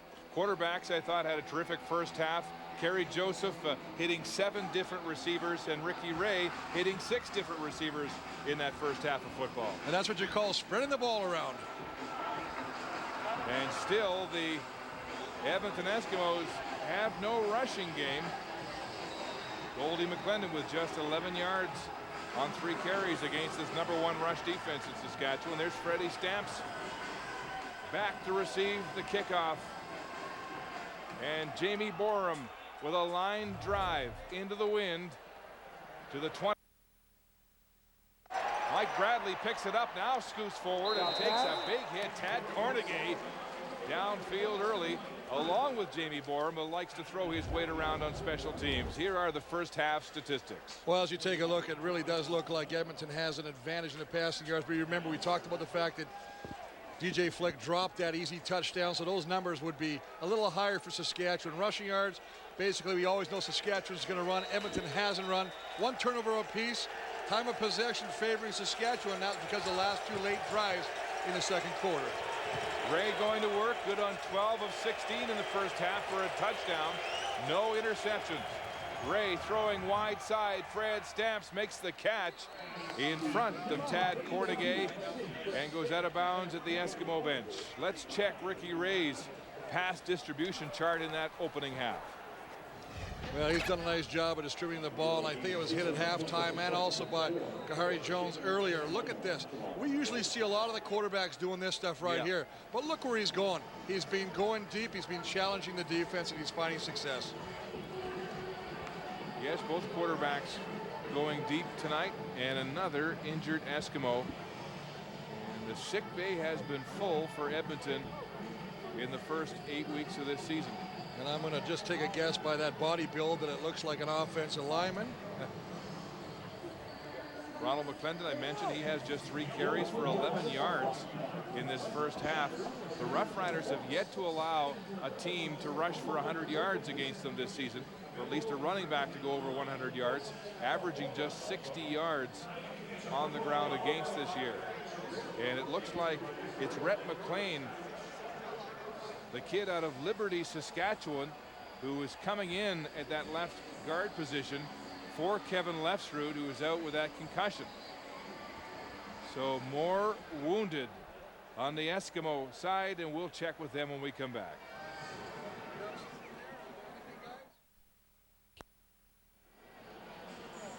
Rookie Tony Tella out of Miami, an import, has come in now on the offensive line to replace the injured Canadian Rhett McLean. That changes the ratio. It forces an import out. It's this man, Ronald McClendon, comes to the sidelines, and they've got to put another Canadian in now. And so it's the rookie, Calvin McCarty out of Western Washington, Edmonton's 4th-round pick this year in the draft. Ray firing. Peterson has the catch. Sean Lucas the tackle. And Kamal Peterson has been on fire with that crossing route tonight. They have not been able to stop him on that route, but Saskatchewan got a little pressure on this play because I tell you what, Ricky Ray paid for this as he delivered the ball. I believe it was Kitwana Jones just laid a licking on him just after he threw this ball. They're going to bring a blitz up the middle. He sees it, he hangs in there, and that is Kitwana Jones with a great smack on the quarterback. Boy, he can take a licking and keeps getting up, Ricky Ray. It's a 16-yard gain to Kamal Peterson. First down at the 48 of Saskatchewan. Ray again on a crossing route. TJ Avery on that bad foot. Around the corner and out at the 40. And he is playing with grit and determination tonight on that hairline fracture in his foot. Well, Acre's showing some great speed after he catches the ball. Again, it's a little bit of a crossing route. Just dumps the ball off to him and lets him use his speed to do the rest. He gets to the outside, dragged down, but not before he picks up 8 yards. Great first down production. And Ricky Reyes is picked up here at the start of the second half the way he started the first half. Sharp through the air. 2nd and 2, double tight formation. And a deep handoff, McClendon back in, and he's stopped. This running game for the Eskimos going nowhere against the top run defense. Well, I believe that's Tim Fleiser, and he made a great tackle on the goal line in the first half. And I believe the Harvard graduate, number 43, is going to make his presence felt again on this short yardage attempt. Comes back in there, and it is 43. Gets some help from Kitwana Jones. Maurice Lloyd's in there. Forces a field goal attempt. The Rider defense leading all categories against the run so far this season. And so they stiffen there and force a field goal attempt by Sean Fleming. This one from the 47, which would match his longest of the season. He's got a wind at his back. Fleming kicks it hard, wide left, and out of touch for a single. So Fleming pulls the Eskimos to within 1, and they don't take the lead on a Schenk 47-yarder.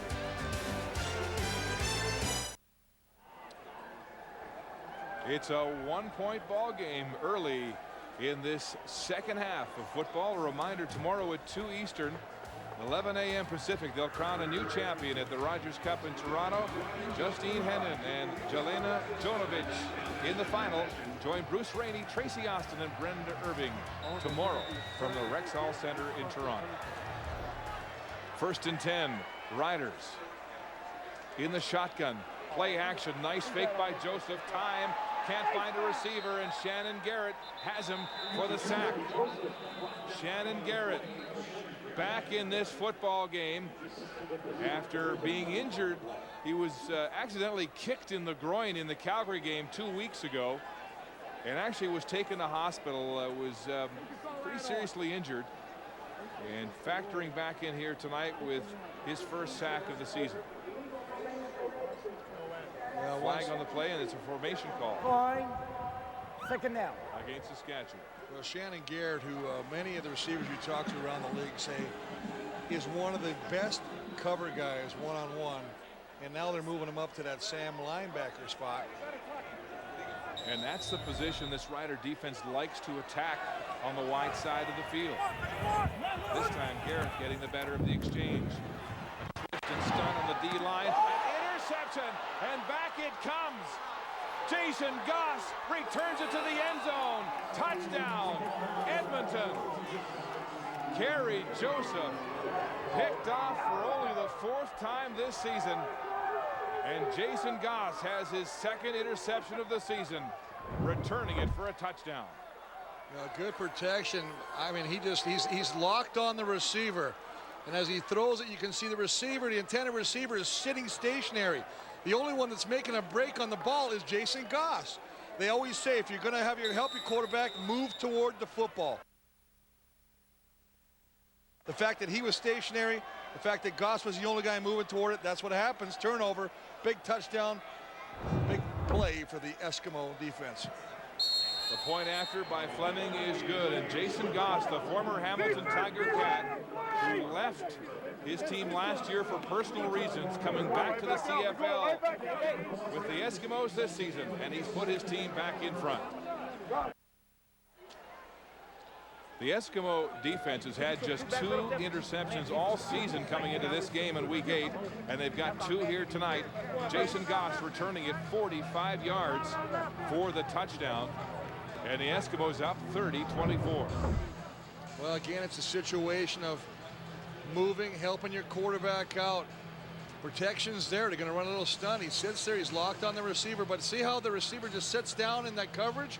Well, Jason Goss is just sitting in his hip pocket right there. He's reading the quarterback because Kerry Joseph actually locked on the receiver on that play, and that allowed Jason Goss to take a chance and jump that ball.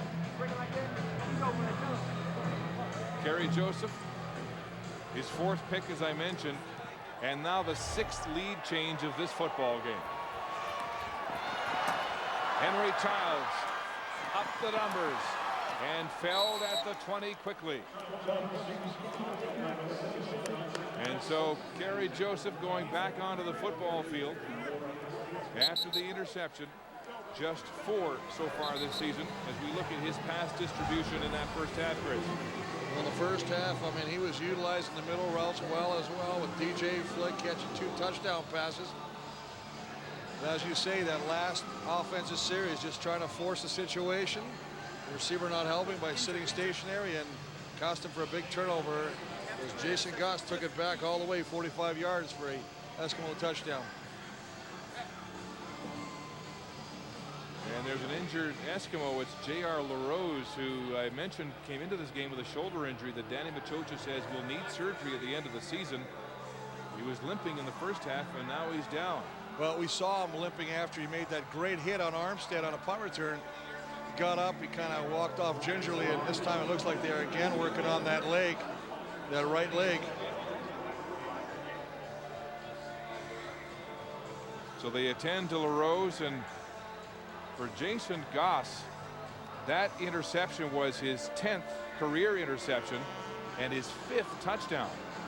So he has been the opportunist and the ball hawk as a defensive back in this league, spending 3 seasons in Hamilton and now his first as an Eskimo.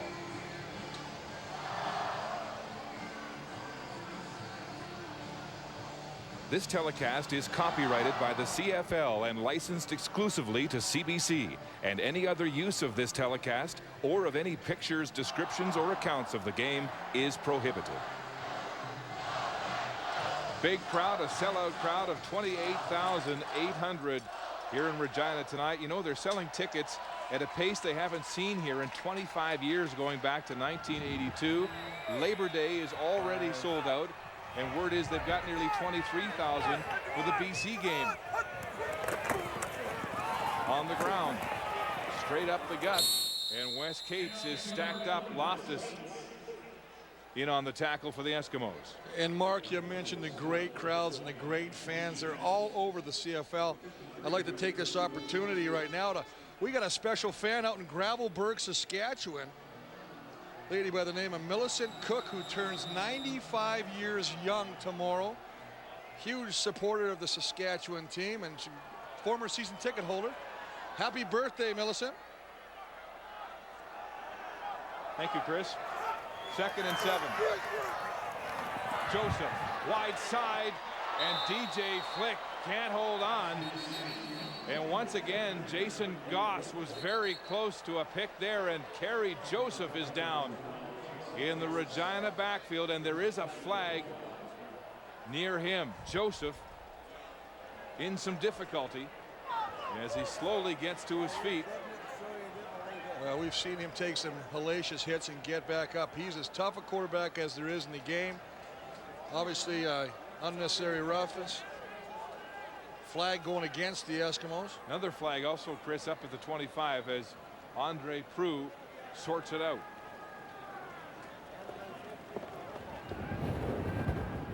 Illegal contact on receiver. Edmonton 23. Major foul. Roughing the passer. Edmonton 99. From the point of last scrimmage, will move up 25 yards. First down. 25 yards. Garrett and Alston penalized. Well, take a look. He's going to sit back there. And again, we talked about the fact that the quarterbacks are protected when they're in the pocket. You cannot go below the waist on a quarterback when he's in the pocket. If he gets outside of the pocket, he's like a running back. Take him anywhere. Kerry Joseph, after taking that hellacious shot on his left knee, stays in, handing off to Wes Cates, and Cates struggles up the middle of that Eskimo D-line. Adam Braidwood celebrating a tackle there. Joseph limping, staying.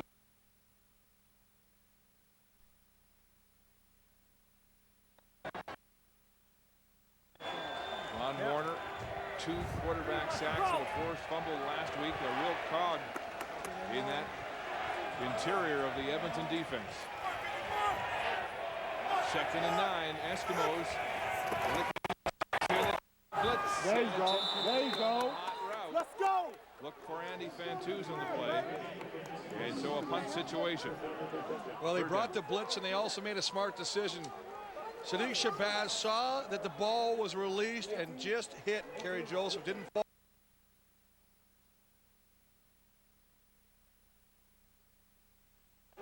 Just going to come around. Now watch as he comes from the corner. The long snapper tonight for Saskatchewan is Bill Chamberlain, who came in for a tryout on Thursday after practice. He worked out for a half an hour, and they gave him the job with the injury to Jocelyn Frenette. There he is, Chamberlain, who's a school teacher at St. George's Private School in BC. And a nice long snap there. Jamie Borum, end over end to Fred Stamps at the 26-yard line. Stamps trying to get outside, losing yardage, and he's surrounded. But getting back to Bill Chamberlain, downfield to help make the tackle, has been out of football, Chris, for 2 years.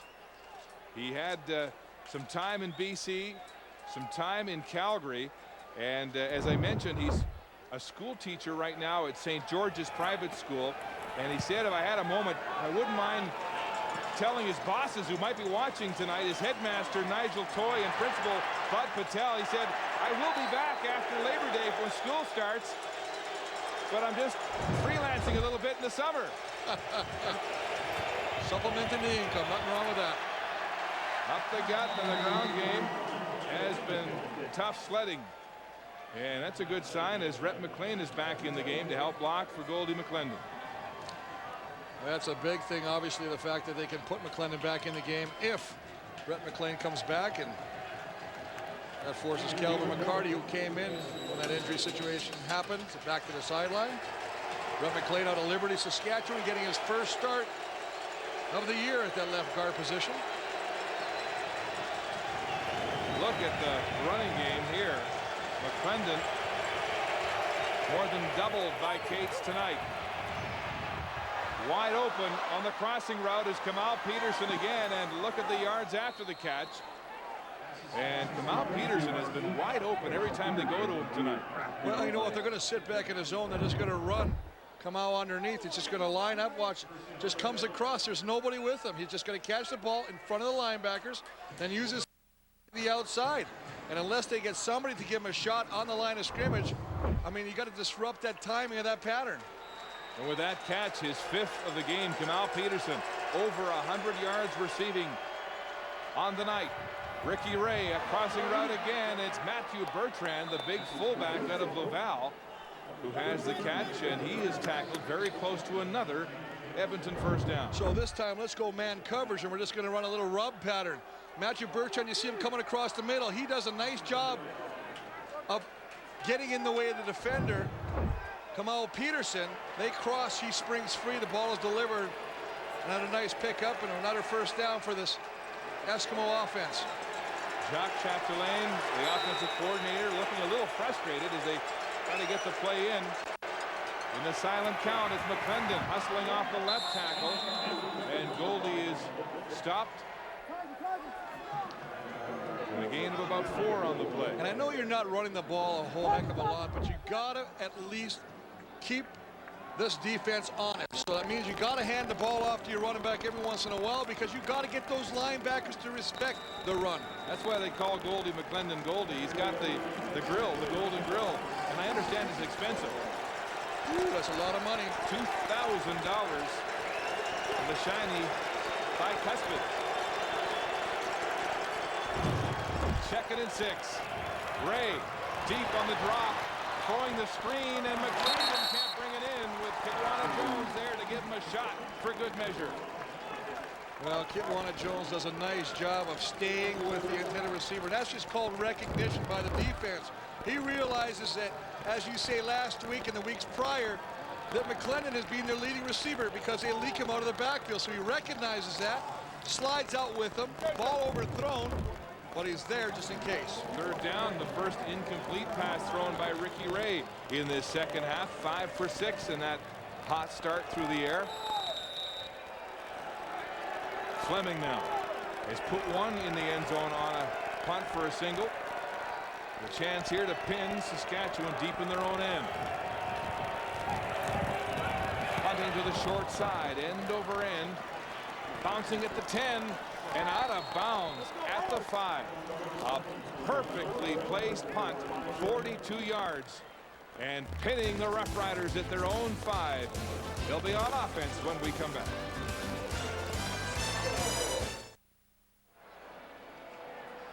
Back in Regina, a 6-point Edmonton lead in the big sellout crowd. You know, Chris, when I got my wake-up call this morning from the hotel operator, she told me, you know, with the blackout being lifted, be sure to say hello to all the Saskatchewan fans all over the province, to say how much the people in Regina, you know, respect the fact they travel the big miles to come and support this football team, and tonight getting to look in with the blackout lifted. So a shout out to those in Moose Jaw and Estevan and Weyburn and Liberty and Stockholm and North Battleford, all over the province looking in tonight in the Rider Nation. How about Climax, Saskatchewan? Okay. First and 10 from the 5. On the ground, it's Wes Cates, and it's a mob scene at the line of scrimmage. Well, they got to reestablish Wes Cates. I mean, he talked earlier. I heard the panel talk about the fact that Wes Cates talked to them and said, I want to get something more productive on the outside. I've become a very successful runner, although he's not showing it tonight, inside the tackles. I'd like to see them as well start springing Wes Cates to the outside. Down to the sidelines in our QB, Kahari. Yeah, guys. Just over here on the sideline with Val St. Germain, and he hasn't had his helmet the whole second half. Excuse me. So it looks like he's favoring his right leg. Also, I don't think we're going to see him anymore this game. A dangerous pass there, trying to get the screen to Wes Cates in their own end, and they'll have to punt. There's Val St. Germain, and not a tough luck start for him. He finally gets back in the game after being cut in training camp by the Winnipeg Blue Bombers.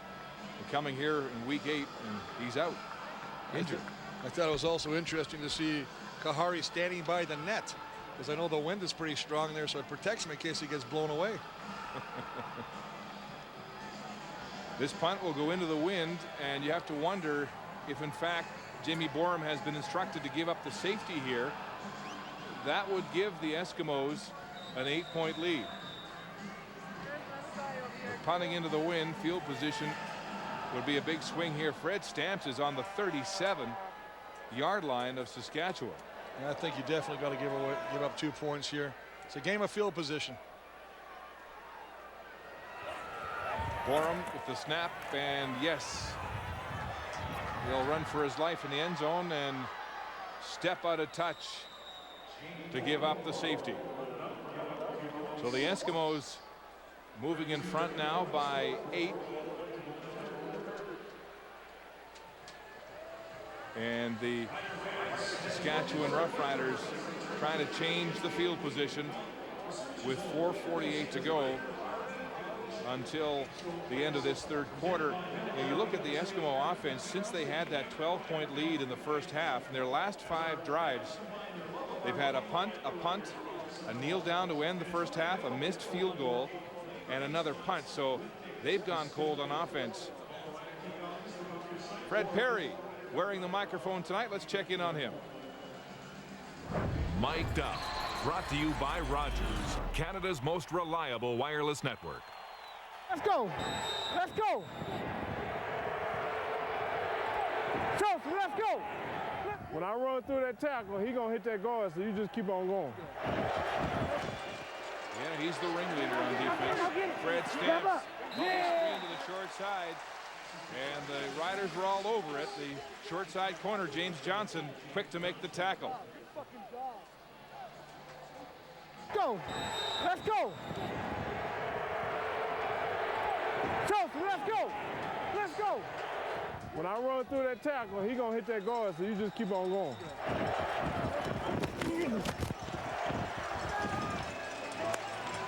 Ball coming to y'all, right flag.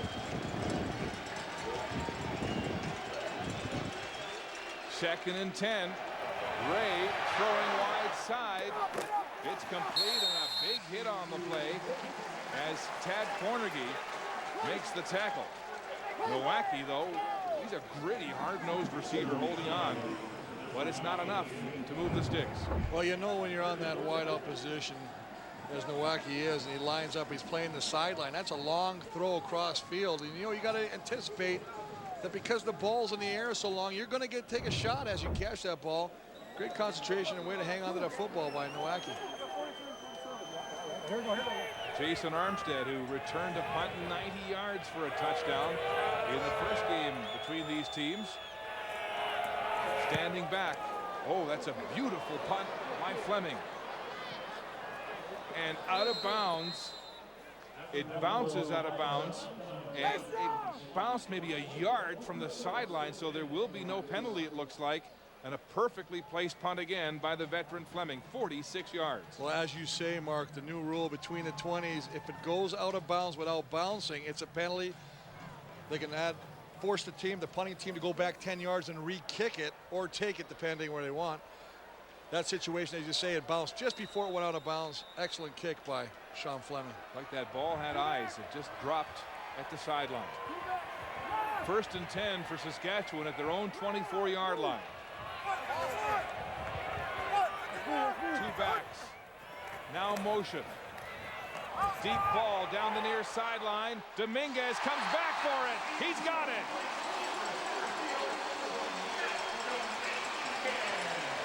Well, Dominguez working against Jason Flowers. Ball is thrown. It's a bit of a duck up there. It's floating in the wind. But the fact is, the receiver, Matt Dominguez, finds the football before Jason Flowers can react to the football. It's exactly what happens. It becomes a chase situation. He sees it. Now, you see by the time Flowers turns around, it's too late. Dominguez hauls in the catch. Experience versus the youth of the rookie. Yes, the veteran leader taking advantage of the rookie Flowers. 34 yards. And look at Flowers. He's not even coming back to the huddle. He's all by himself, the rookie on the corner out of Toledo. And as you mentioned, when they saw him, when Machocha saw him in World League, they loved his one-on-one cover skills. But he was no match for the big, lanky receiver, Matt Dominguez, who leads Saskatchewan in receiving coming into this game with 413 yards through the air. And he was telling me yesterday, Chris, that this team is so motivated. The veterans are rejuvenated under Kent Austin. He said all the Hamilton guys just want to be on a winning team, and so they're all motivated. And then we've got the young guys who are hungry, he said.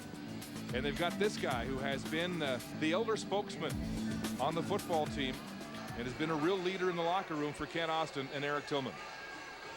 Yeah, the fifth-year veteran is a real leader in that receiving crew. And as you say, every team needs certain players from different positions to stand up and be leaders in that locker room and teach them how to win. That's the most important thing, Mark, is to learn how to win.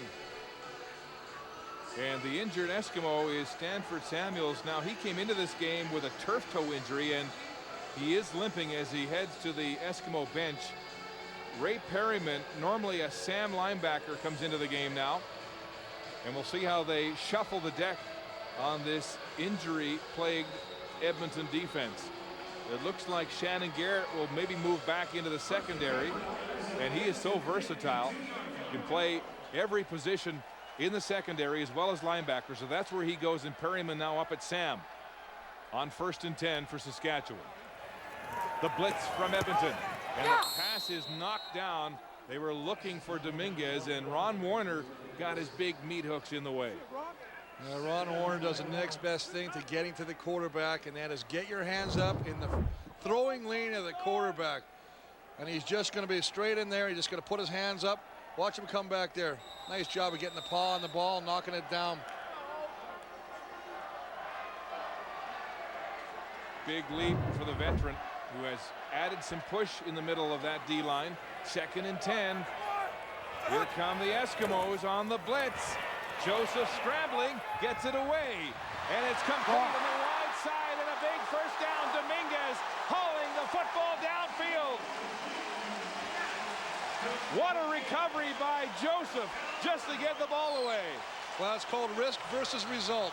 You better make sure when you're taking a risk on a blitz that you get to the quarterback, or the results may hurt your defense, and that's exactly what happened. They brought the blitz. Kerry Joseph sidesteps it. It's Perryman who's come in to play that linebacking position. Shabazz was there earlier on the wide side. He just steps up and around, and presence of mind to just flick that ball out to Matt Dominguez, who cuts inside the would-be tackler and deep into Edmonton territory. 33 yards the pickup on that scramble. Joseph now with time, throwing to the end zone. Armstead, he dropped it. The second dropped touchdown pass thrown by Kerry Joseph. And it was Perryman in on the play again, the DB, or at least the linebacker. They went after it, the Sam position. Well, and that's what you want. You want a matchup. You want to get a mismatch. So you got a receiver like Armstead against a linebacker, Ray Perryman. He's in a trail position, but I believe, Mark, he still got his hand back in there and knocked that ball down on the intended receiver, Armstead. Fans getting a look at the replays now as Armstead came back to the ball. He was in front of the defender, but couldn't haul it in. 2nd and 10. At the 20, another blitz. Joseph flush from the pocket, rolling. Will he run? No. Throwing too high, intended for Corey Grant, who was open at the goal line.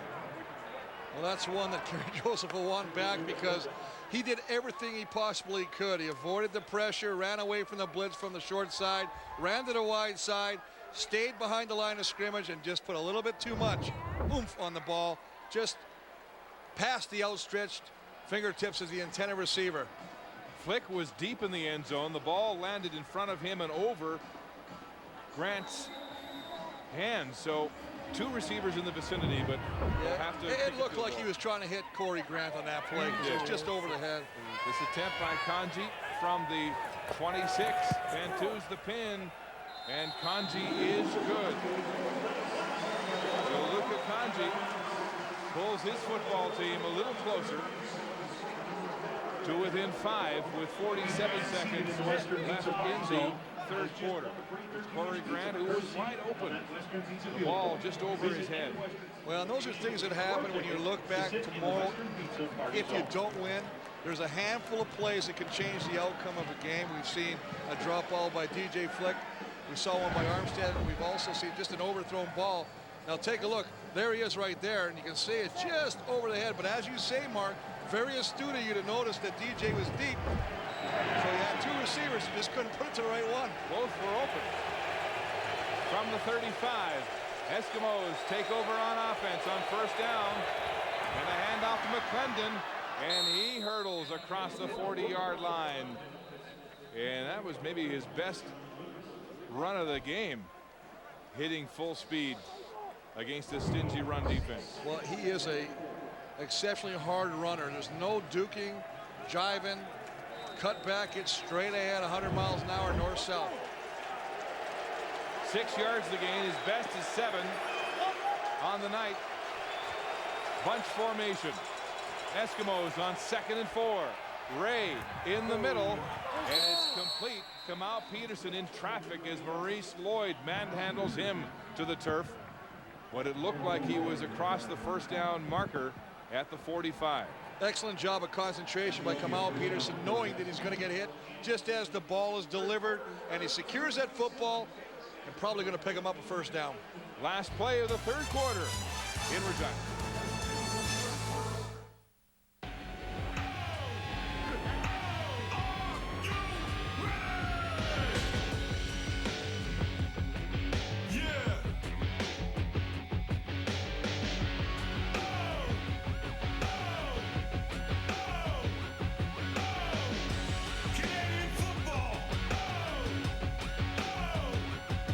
CFL, CBC.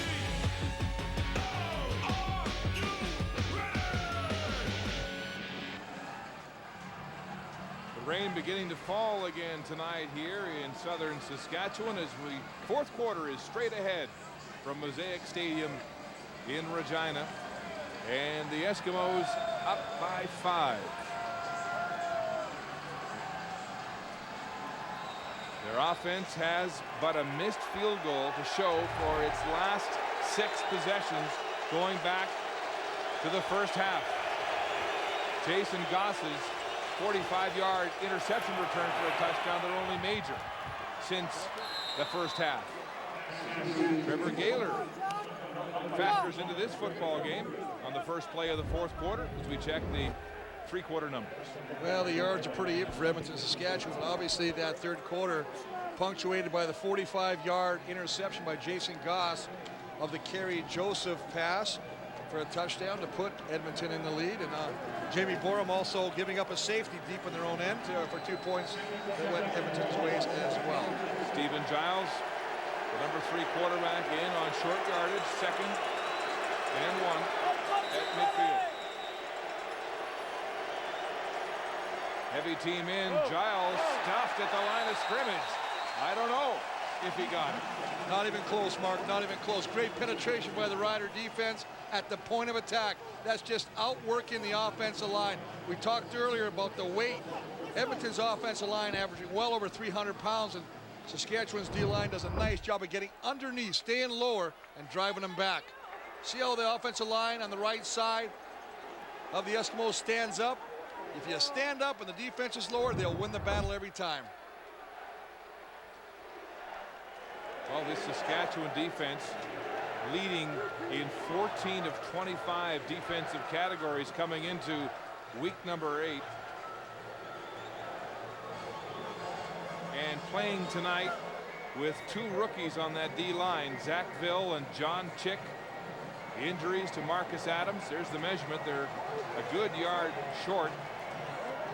And, of course, the injuries of Kyle Mitchell. Both of them out tonight. So Ville and Chick trying to hold the fort on that D-line. And this will be a 3rd down and a long yard. And the rain really beginning to fall now. And the Eskimos taking no chances as Danny Machocha sends his punt team onto the field. And a key play by the defense. You mentioned the newcomers, Ville and Chick. They did a nice job on that play because they were after him. They went after that side of the line, but they answered the challenge. Heavy rain pounding here at Taylor Field. Fleming trying to keep his hands dry for the long snap. Armstead back to return. It's dropped. It's still loose. And the Riders have a big play as Scott Schultz hoofs it in celebration. And it is the rookie, John Chick, who got in close to force that awkward attempt by Sean Fleming, who never got it off.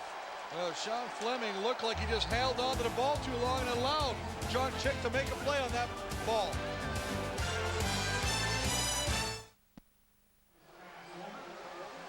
The teams are leaving the field, running for their locker rooms as the heavens open with a downpour of biblical proportions, and there is lightning in the area, so they're taking no chances. This big western prairie thunderstorm has hit hard here in the fourth quarter. Fans are running for the exits now, running for cover, and the teams have left the building. 13:20 to go in regulation time. The Roughriders Fleming to abort his with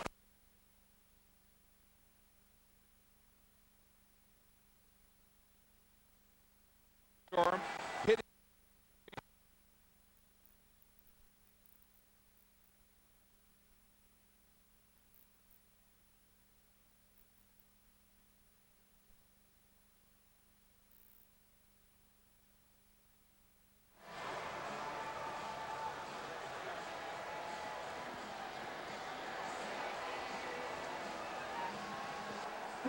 This was the scene just moments ago. It was a crack of lightning there behind the stands.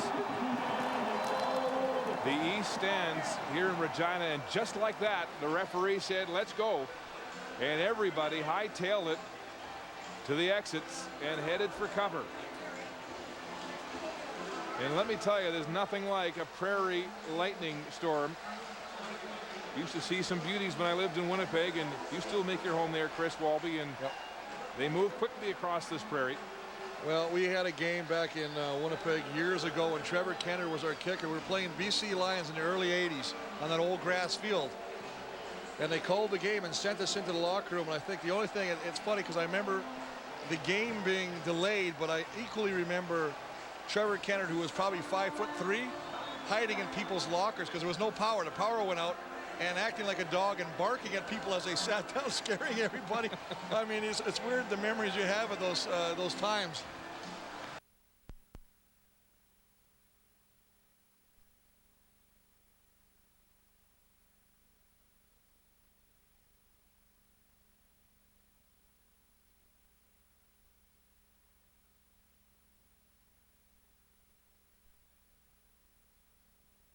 The commercial break, right after that turnover, all of a sudden rain came hard and the lightning came, and when lightning is visible right outside the stadium, the players go off the field. Then the power blew, and it didn't get huge credit to these Roughrider fans. They have stayed.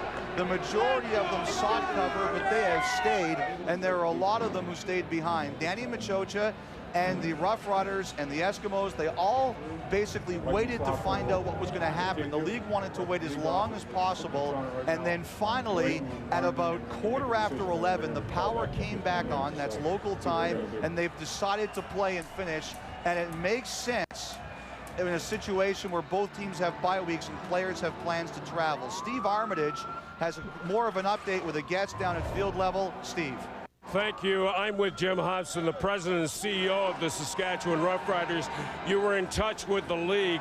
What was the decision? Decision was we're going to go. If we don't go tonight, we're going to have to go again tomorrow because we got to finish the game. And the fans are here. The guys want to play. The teams are out here, and we want to get her done. I can't believe some of these fans are coming back. They're driving back. If you're up top, you can see the cars coming. This crowd, it's unbelievable that they stayed through this. Thanks for this, Jim. You're welcome. Guys. You know, normally, Steve, when somebody leaves the building, you can't get back in. I have a feeling that policy is going to be suspended for this game tonight. Have you guys ever had anything similar? Actually, you know what? What we'll do is we'll send it upstairs to Mark and Chris because we are about 40 seconds away from kickoff. Guys, why don't you take it from here? Thanks, Elliot. Yes, there was 13 minutes and 20 seconds left to play in the fourth quarter when the lightning struck and the power was left out of the building. And the score, 32-27 Edmonton. And it was Sean Fleming on a botched punt, unable to get it off with the block on by Saskatchewan on that third down play. Setting the play up now, 1st and 10 at the 44 for Saskatchewan. Well, it just Will Loftus, 18. He can't really see from that angle, but basically he doesn't block John Chick. He gets in there, puts pressure. That forces Fleming to hold the ball. He knows it's going to be blocked. He tries to go. He just pulls his foot back, and it's recovered by Scott Schultz, the Moose Jaw native. Watch this. You got to block out. He doesn't do a good job. Just gives him like a little shoulder. That's not how you do it. You'll be hearing about that in special teams meeting tomorrow.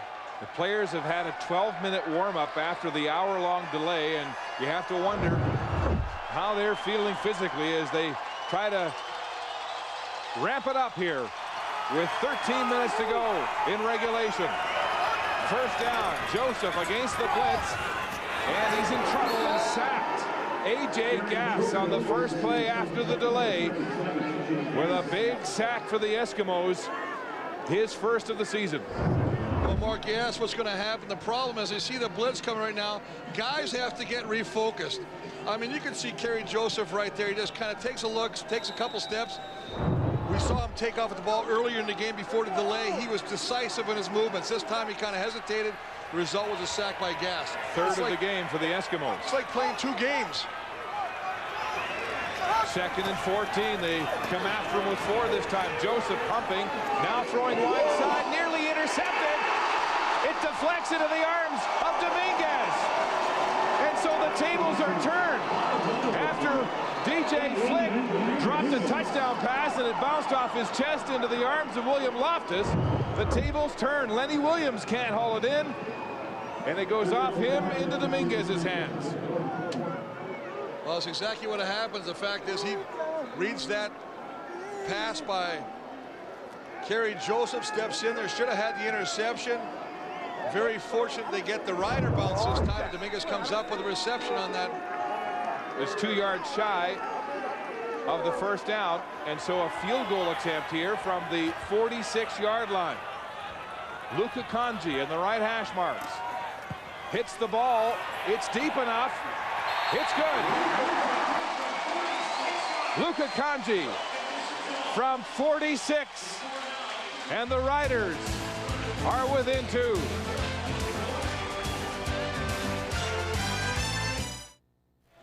Welcome back to Mosaic Stadium in Regina on a stormy night here on the prairies. A big prairie thunderstorm knocking out power here. An hour-long delay before the storm cells cleared the area, and we're back underway with 11:51 on the clock. And Ricky Ray's Eskimos leading Scott Schultz Riders 32-30. Back-to-back field goals by Luka Kanji, pulling the Riders to within 2 after that big recovery of the botched punt by Sean Fleming by that man 97. Forced by 97 Chick and recovered by Schultz on first down. Play action by Ricky Ray. Ray throws it away.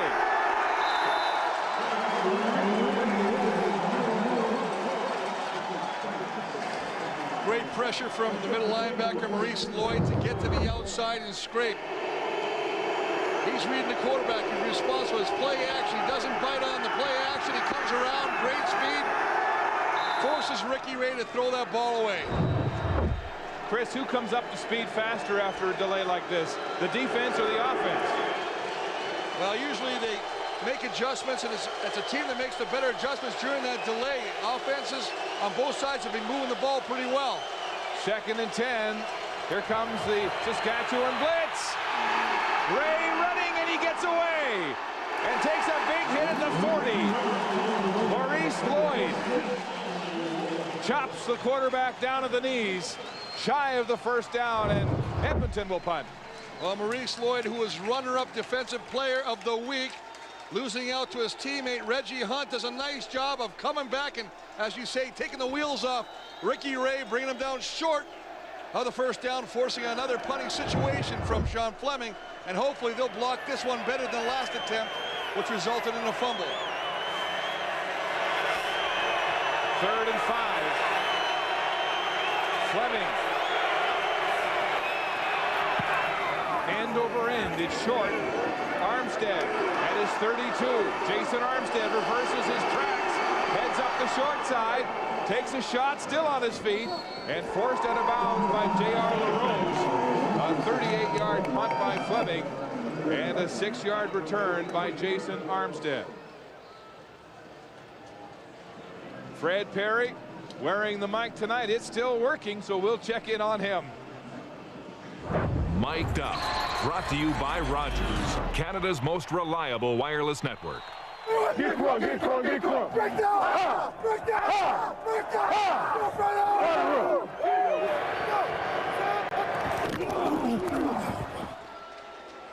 The Riders are all charged up on their home field. Play action now. Joseph.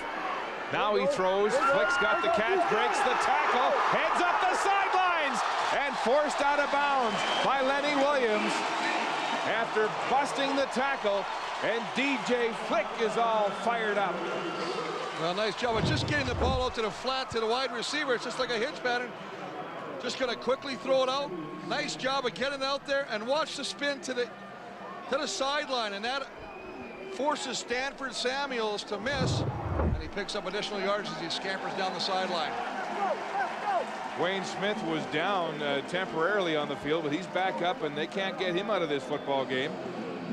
The 4th-year man out of Appalachian State, forced to play at left tackle with the injury to big veteran Gene Mikowski, out for the first time in 165 games because of mononucleosis. Remember, they lost Val St. Germain, the replacement, earlier in the game.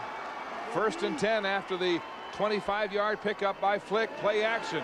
Joseph rolling to the wide side. He's got a man open. It's complete. Corey Grant steps out of bounds at the 22-yard line. Well, both teams have really found success by rolling out. Again, quarterback, little bootleg action, gets to the outside after play action. There see Corey Grant running to the inside of the field and breaking it back to the sideline, getting some separation from the cover man. Going after Lenny Williams, the rookie, making the start tonight. It's a first down at the 22-yard line of the Eskimos. Motion. Joseph. Quick release. Short side. It's complete to Dominguez, coming back to the ball. It'll be shy of the first down as Jason Flowers makes the tackle, but a flag down near the line of scrimmage. That's to be holding, Mark. Ron Warner, 99, making his presence felt.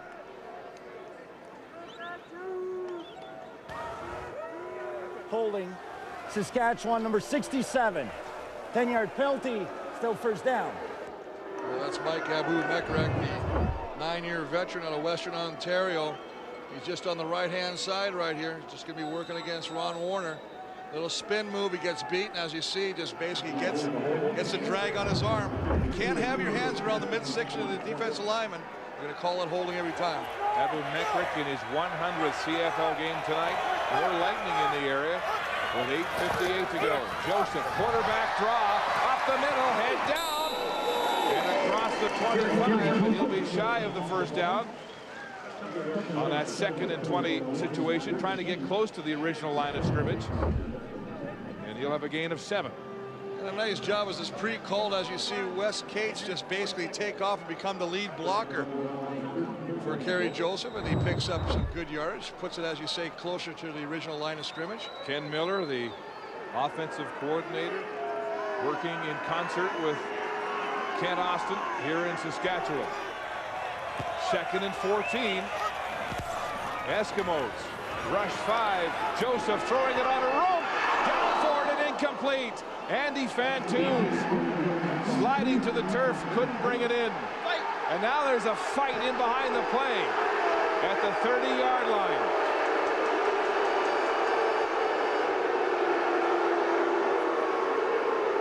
A.J. Gass in the neighborhood. Remember, he's playing his 2nd game and still fighting the 1-game suspension for that helmet throwing incident against Calgary 2 weeks ago. Let's see what happened. Looked like Parenteau was in the thick of that for Saskatchewan. He's just going to come over there late, and he's just going to help out and block. That and should have been caught. Back out. That ball could have been caught very easily. And so a field goal attempt. Kanji 3 for 3 tonight. This one from the 32 for the lead. Kanji. The kick is up and wide and through the end zone for a single point. So Luka Kanji misses for the first time tonight on a high snap at home.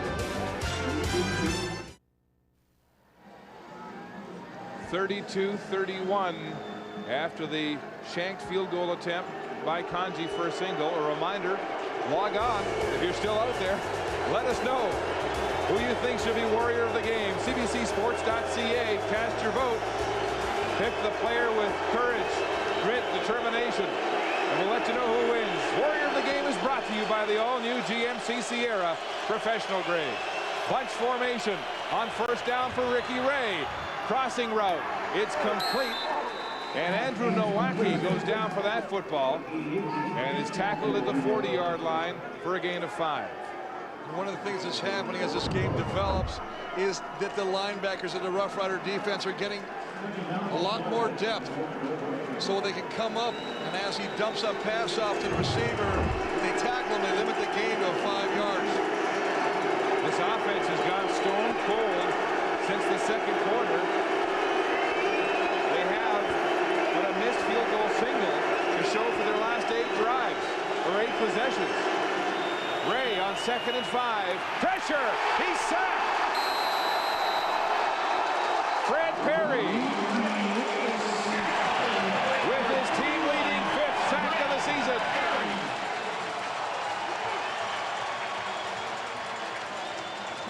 And another 2 and out for the Eskimo offense. Well, Fred Perry just gets it done. He's on the top of your screen. He just bowls over Brett McLean, number 50. Basically gives him some skid marks on the back of his jersey as he takes it right to the quarterback. Well, that's not one you want to watch. The old line coach is going to see you tomorrow. Oh, boy.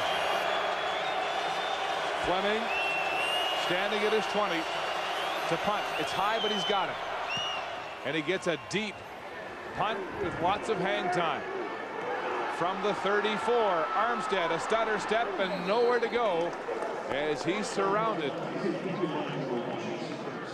Kenny Onatolu, first man downfield on punt cover for the Eskimos. A 43-yard punt and no return as Kerry Joseph heads back onto the field. Tell you what, Mark, when you look at a guy like Fred Perry, who's really the inspiration of that defensive line, I mean, here's a guy we talked about earlier who leads your team in tackles as a defensive lineman, leads the team in tackles for losses, leads the teams in sacks, leads the team in fumble recoveries. He's having quite a year. Last year he had 14 sacks for the Riders, the most in a green and white uniform since Bobby Jurison back in 1993. And he's picking up where he left off at 32 years of age. Low snap, pressure. Joseph wants to throw. It's touched. Man open. Dominguez comes back for it. He hurdles the defender. Now he's headed for the end zone and dragged down by Stanford Samuels. What an effort. Mark, I don't know how Kerry Joseph got this ball off because I thought Adam Braidwood had him in his sights. Watch Adam Braidwood as he comes around the top here. He is all over Kerry Joseph as he just blows by the would-be blocker. But it looked like there's a breakdown in the secondary of the Eskimos because nobody should be that open that quickly. What an effort by the quarterback, Joseph, to get it away, and Dominguez to come back to the ball, having his best night of the year. 7 catches, 170 yards. And none of them more bigger than that one with 5:42 to play here in regulation time. And another injured Eskimo. Well, Mark, I'm just, like I said, I am totally surprised because that is throwing the ball to an area and having confidence in your receiver being there. Because right now, Adam Braidwood has him wrapped up. He holds that ball a millisecond later, he's on the ground. It is Stanford Samuels, the injured defender for Edmonton, who was torched on that last play but recovered to make a touchdown-saving tackle, and he got tied up in the process, so he's making his own way off the field. But there were 3 defenders in the secondary all around Dominguez. It looked like they didn't know who was supposed to cover him. He gets the ball and he runs away from him, and as you say, good hustle to bring him down and not let him have a touchdown. That's a big play by the Rider offense. Again, you got to wonder, after that hour-long delay, there are some athletes out there that just aren't right. Perryman into the game for the injured Samuels. 1st and goal from the 6 for Saskatchewan. I formation. Pitch outside. Wes Cates in a foot race. Dragged down at the 1-yard line. Ron Warner, that big defensive tackle, didn't give up and made the play. Great pursuit angle. Not only do you have to be quick, but you got to be smart enough to know the angle. Watch as he comes out. He comes flat. He doesn't go to the ball carrier where he is now. He goes where the ball carrier will be. That's what resulted. He brought him down short of the goal line. They'll spot the ball just inside the 2 where Cates' knee touched. Make it 2nd and goal from the 2. Double tight formation as they load up the line of scrimmage. Joseph, quarterback sneak. Touchdown.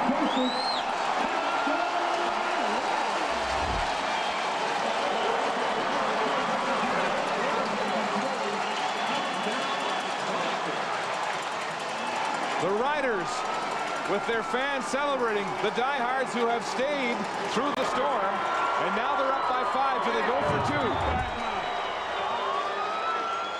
And make it a converted touchdown as the big quarterback scoots through. Mark, I think you definitely go for 2, exactly. You got a 5-point lead, go for 2. Make it a converted touchdown. Kerry Joseph with his 5th rushing touchdown of the season. Last week in Toronto, he ran for 1 as well, passed for 1 in that 24-13 win over the Argos. And here we go. A 2-point convert attempt for the Riders to make it a converted touchdown lead. 2 men in the backfield. It's an option. Joseph pitches to Cates. Reaching. He's got it.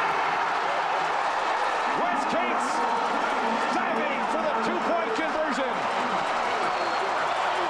And the Riders take a 7-point lead.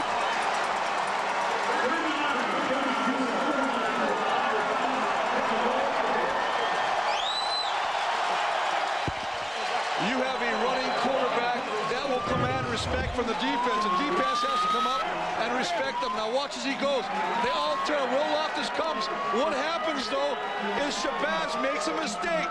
He's got to stay to the outside and line up Wes Cates. As he takes it, you see he's got the wrong angle. He's got no chance. Wes Cates just takes it and stretches up, breaks that goal line.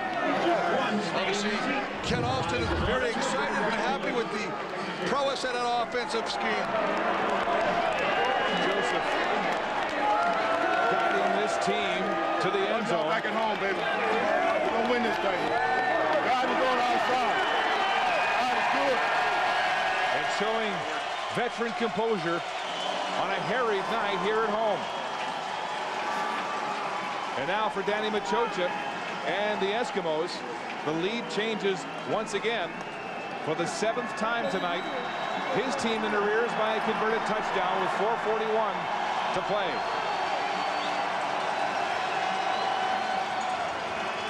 Jamie Borum, they brought him in for his big leg, and look at that kickoff into the end zone and out. But they won't get a point. They used to under the old rules. That was a great rule change, because if you got a strong wind and a kicker puts the boot to the ball and it kicks through and no one touches it, it shouldn't be a point. If you're just joining us, let's bring you up to date on a wild offensive night. DJ Flick with 2 touchdown catches. He could have had 3, but had to go off his chest, and it turned into an interception. Jason Goss had another pick and returned at 45. Dominguez has been a star through the air. And we are playing football after a 55-minute lightning delay, which knocked out the power here at Mosaic Stadium. On first down, a flat pass to McClendon, and he's going nowhere. As Reggie Hunt, the defensive player of the week 1 week ago, makes the tackle. Well, Reggie Hunt with 10 tackles last week. What a game he played. But again, making the smart decision, forcing Ricky Ray when he throws that little outlet pass to the running back. They're up there and they're bringing him down short, forcing a 2nd and long situation. Make it 2nd and 8. And the rain coming down heavily again. Ray trying to get the signal from Jacques Chapdelaine. He's got it now with 6 seconds to go on the play clock. He's got to get it off. Crowd deafening. Back to pass. Throwing deep. Peterson can't reach it. Incomplete. The Eskimos will have to punt. Well, nice double coverage by Cornegay and Sean Lucas, trying to do the high-low coverage on Kamal Peterson. Ball just a little overthrown. He gets away from the coverage. You can see Cornegay comes in late. Lucas is in a trail position. Just ball slightly overthrown. Chris, that's the 3rd 2-and-out offensive series for the Eskimos since the blackout and the delay, as Chapdelaine and Machocha compare notes, and they look a little uneasy as this Rider team has come back invigorated with the home crowd under inclement conditions. A short punt from Fleming. Armstead drops it. He's quickly on the ball and wisely covers up with the Eskimo punt cover team swarming around him. But great field position for the Riders, and Kerry Joseph heading back out with the signal call on this offensive series following that spectacular touchdown. And he and Wes Cates have had great chemistry tonight with the pitches. Cates pitching back to him earlier in the first half. The shovel, the option, it's all worked well. And that's what it's about. It's the chemistry. It's understanding what the teammates are doing and helping out and working as a team. I mean, it's an old slogan, but tell you what, if you work together, good things happen. Double tight formation on first down. Joseph up behind his center O'Day. Handing off to Wes Cates, and Cates with a second effort battles his way for a gain of about 4, maybe 5 yards. The 3-minute warning has been given to the benches with 2:49 to play in regulation time, and the Riders up by a touchdown. Another torrential downpour has opened here in Regina as the Riders go back on offense, starting this series from their 50-yard line. 2:48 and counting. Kerry Joseph with a stellar night at quarterback against the blitz. He's throwing deep in the rain for Flick, and it's too far as he slides through the sideboards, and the Eskimo defender ended up underneath a stairwell. That's Ray Perryman. Good grief, the injuries have been unforgiving for this Eskimo football team, and he's slow to get up after screeching across that wet asphalt. Well, it's nice to see Perryman get up. As you say, he took a hard fall, slid right through the Sirius satellite radio side, ended up in the dugout.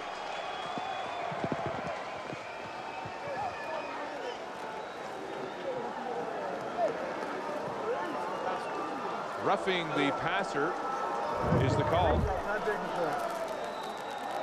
It's like a tropical storm. It's coming around right to the middle. Looks like Ron Warner getting the hands to the helmet.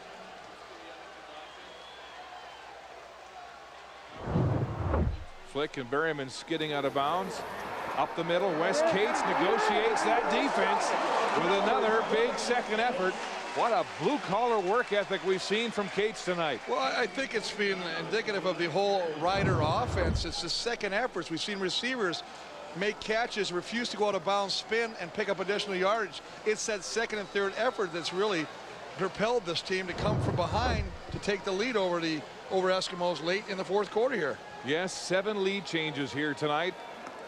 Regina trailing by 12 points at one point in the first half, down by 5 at the blackout, and now in the lead by 7. On the ground again, Wes Cates with a stutter step, and he's slicing through that Eskimo defense on the ground, eating up precious time on the clock and controlling the football. With a 7-point lead, this is exactly what you want to do if you're Saskatchewan. As marching down, you have at least a field goal attempt from about the 25, 26-yard line. That makes it a 10-point game. As you say, probably they'll get the ball back with under 2 minutes. Kanji and Borum warming on the Saskatchewan sideline. 1:50 and counting. 1st and 10 from the Eskimo 25. Up the gut to Zarka, and he's hammered by A.J. Gass right at the line of scrimmage for little or no gain on the play. Well, they try and do a little misdirection by flowing Cates to the outside, doing a quick dive hitter with Chris Zarka, but A.J. Gass, 77, the middle linebacker, had none of that and was right there to bring him down. Virtually no gain. How about Wes Cates with 99 yards rushing and receiving tonight? A young man, a sophomore, who was sitting behind Joffrey Reynolds on the depth chart in Calgary before the trade at the start of this season. And he has had a tremendous start here in Saskatchewan. On the ground again, Wes Cates into the thick of that defense, and there's no going there. Braidwood and a host, along with Gass, bring him to a halt. And so a field goal try for Kanji as he goes back on the field. 3 for 4 tonight, missing his last attempt. And it's interesting, Mark, in that the Eskimo defense is worst in the league against the run, averaging over 130 yards against, yet have not giving up one 100-yard rushing game against any opposition since Kenton Keith last year in September. Yes, and they have found an able replacement for Kenton Keith in Wes Cates. Kanji, good on 3 for 4, missed his last attempt from 32. This is almost from the same spot from the 31 now. Those right hash marks. 2, 4, 6. And James Johnson is onside. They botch the snap. Throw it away. Johnson can't make the catch. And so another field goal attempt is blown. And it's still a 7-point football game with 1:15 to go. You know what? You saw earlier, we saw Borum working with holding snaps because of the weather for Kanji. This time, as you say, the conditions obviously very slippery. The ball very slick. So they go with the receiver. in the better hands, but it's pretty wet out there and tough to make plays, as we just saw there. So instead of making it a 2-score game, it's a 7-point difference, 1:15, and a long field for Ricky Ray on first down. It's incomplete. Another wet ball as TJ Acree makes his first drop of the game. Let's update your game notes. Well, on offensive, it's now or never. We talked about the fact you have to get the running game. Only 27 rushing yards, still relying totally on the pass. On defense, all shook up. We talked about the new secondary guys. Will Loftus, a safety. Joseph, 342 passing yards. How about Matt Dominguez, 170 yards himself? 2nd and 10. 6 receiver set. McClendon tries to leak. They throw downfield. Jump ball. It's complete. Trevor Gaylor, who has been quiet all night, with a huge catch downfield to take the crowd out of this game. Only his 2nd catch of the football game. Second catch, and how big is that missed field goal when Boreham couldn't handle the snap, because that allows Edmonton to take over the ball only down, as you say, by 7. And now with the big catch by Gaylor, they're at Saskatchewan side of the field. Yeah, first down at the 48. Ray throwing incomplete, intended for TJ Acree, and it's too far. Let's update your Regina game notes. Well, let's take a look offensively. We talked about rags to riches. Last year was all about defense. Today, it's offense. 485 yards of offense, to be precise. And on defense, devils in disguise. Richie Hall's defense does a nice job of creating disguised defense, fooling the offense, and they created 2 turnovers and a quarterback sack. Luca Conte missed one from 32, had no attempt from 31 on the botched snap. What's going through his head when they could have put this game out of reach? 2nd and 10 now. Less than a minute to go. Ray with time. Now he's flushed. Gets it away. It's complete to Acree, but well short of the first down. It'll be a gain of about 3, and so 3rd down and long with 48 seconds to go, and they got to gamble. Well, you definitely have to go. I mean, obviously only 48 seconds, as you say. Get them all lined up. Call the play. We're not even going to huddle up here. The Eskimos have a timeout left, and this is the game right here. A huge 3rd and 7. Fans standing. Ray in the pocket, throwing incomplete. The Eskimos turn it over on downs. Mark, they made a living of the receivers, either Peterson or Acree coming across the middle. This time Ricky Ray expects Acree to come across. He stops his route. He stops short. Ricky Ray throws where he thinks he's going to go. It just falls harmlessly to the ground. He's anticipating him to come across like that, and that's where he throws. But look at how Acree just cuts off his route. And the ball hits the wet turf with 38 seconds on the clock, and the fans here standing and clapping and saluting this football team, which is enjoying a honeymoon this season here in Regina. Kerry Joseph takes the knee with 37 to go. The Eskimos in Regina in their last 8 meetings are 1-7. And look at this hardy crowd, Chris. They're drenched, and they've stayed to support this team. And more importantly, Mark, alone in first place. 30 seconds and counting. As Joseph watches the play clock slowly drain, and there's nothing the Eskimos can do. Joseph takes a knee with 1 play to go here in the 4th quarter. A football game that was a seesaw battle from the start. 7 lead changes. Back and forth they went. And after a 1-hour blackout, the Riders came back on the field, and they had more left in the tank than the Eskimos did. This will be the final play of the football game. Joseph takes a knee. The Riders come from behind and now have sole possession of first place in the West with a 6-2 record. The first time they've done that since 1976, when Ron Lancaster was at the controls of this football team.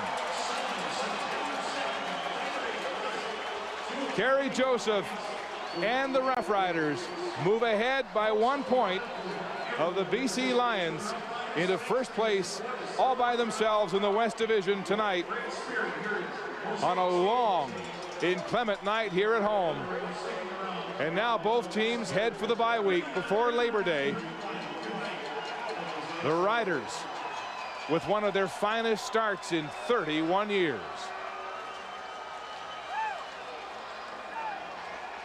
Mark, I think it's interesting. You brought up the question, who would adjust after the weather delay?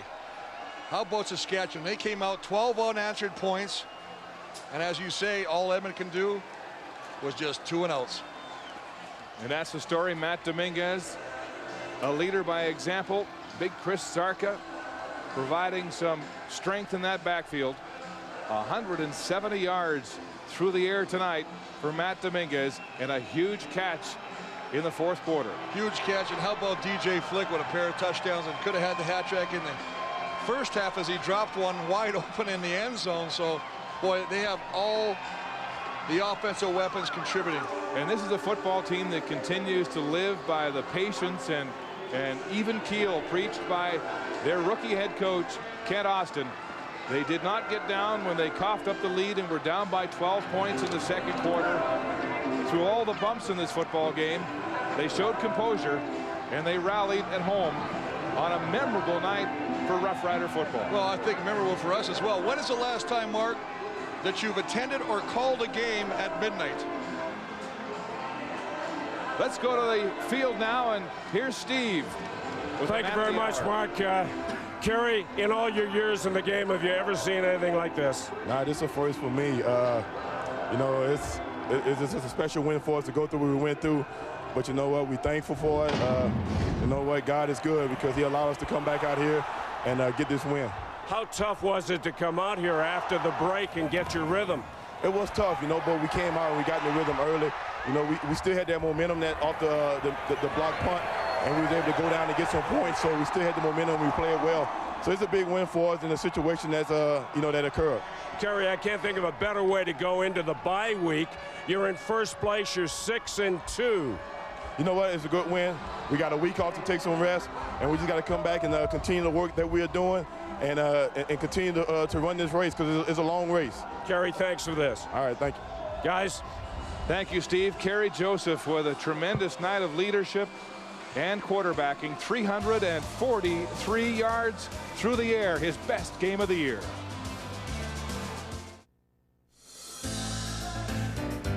Well, we went on air about 4 hours and 45 minutes ago locally here in Regina. Now, moments ago you saw it as Steve and Mark and Chris were talking and Mark finished his interview.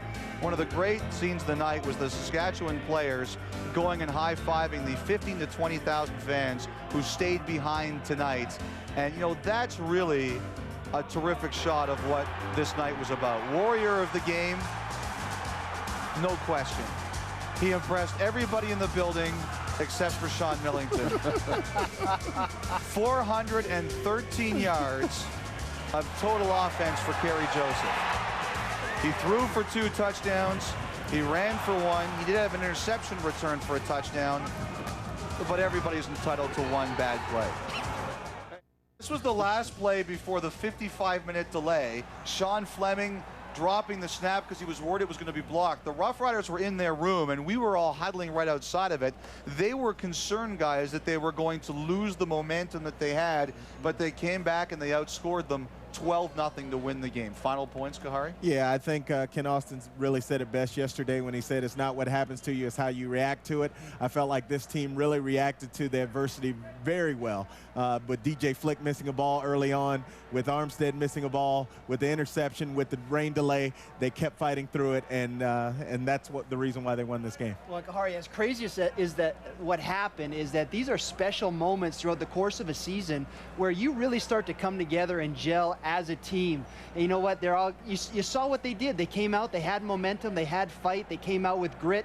But these are special moments that's going to really mold this team into something, possibly a championship. And guys, what I really liked from Kerry Joseph tonight, I know you guys have been hassling me about that, but I liked his leadership. I liked the way that he took some authority on the field and came out after the break and got things moving. Well, it's really nice. I'm sure he'll go to bed in his bye week happy knowing that finally you gave him credit. The Saskatchewan Roughriders, there they are, congratulating their fans in first place after beating Edmonton tonight.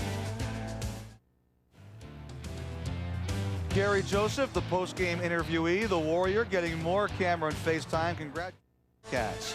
That is all for a long night from Regina, but a worthwhile night for the Roughriders, who are 6-2 for the first time in 31 years, and everyone in the league looks down or looks up at them in the standings. Have a great night.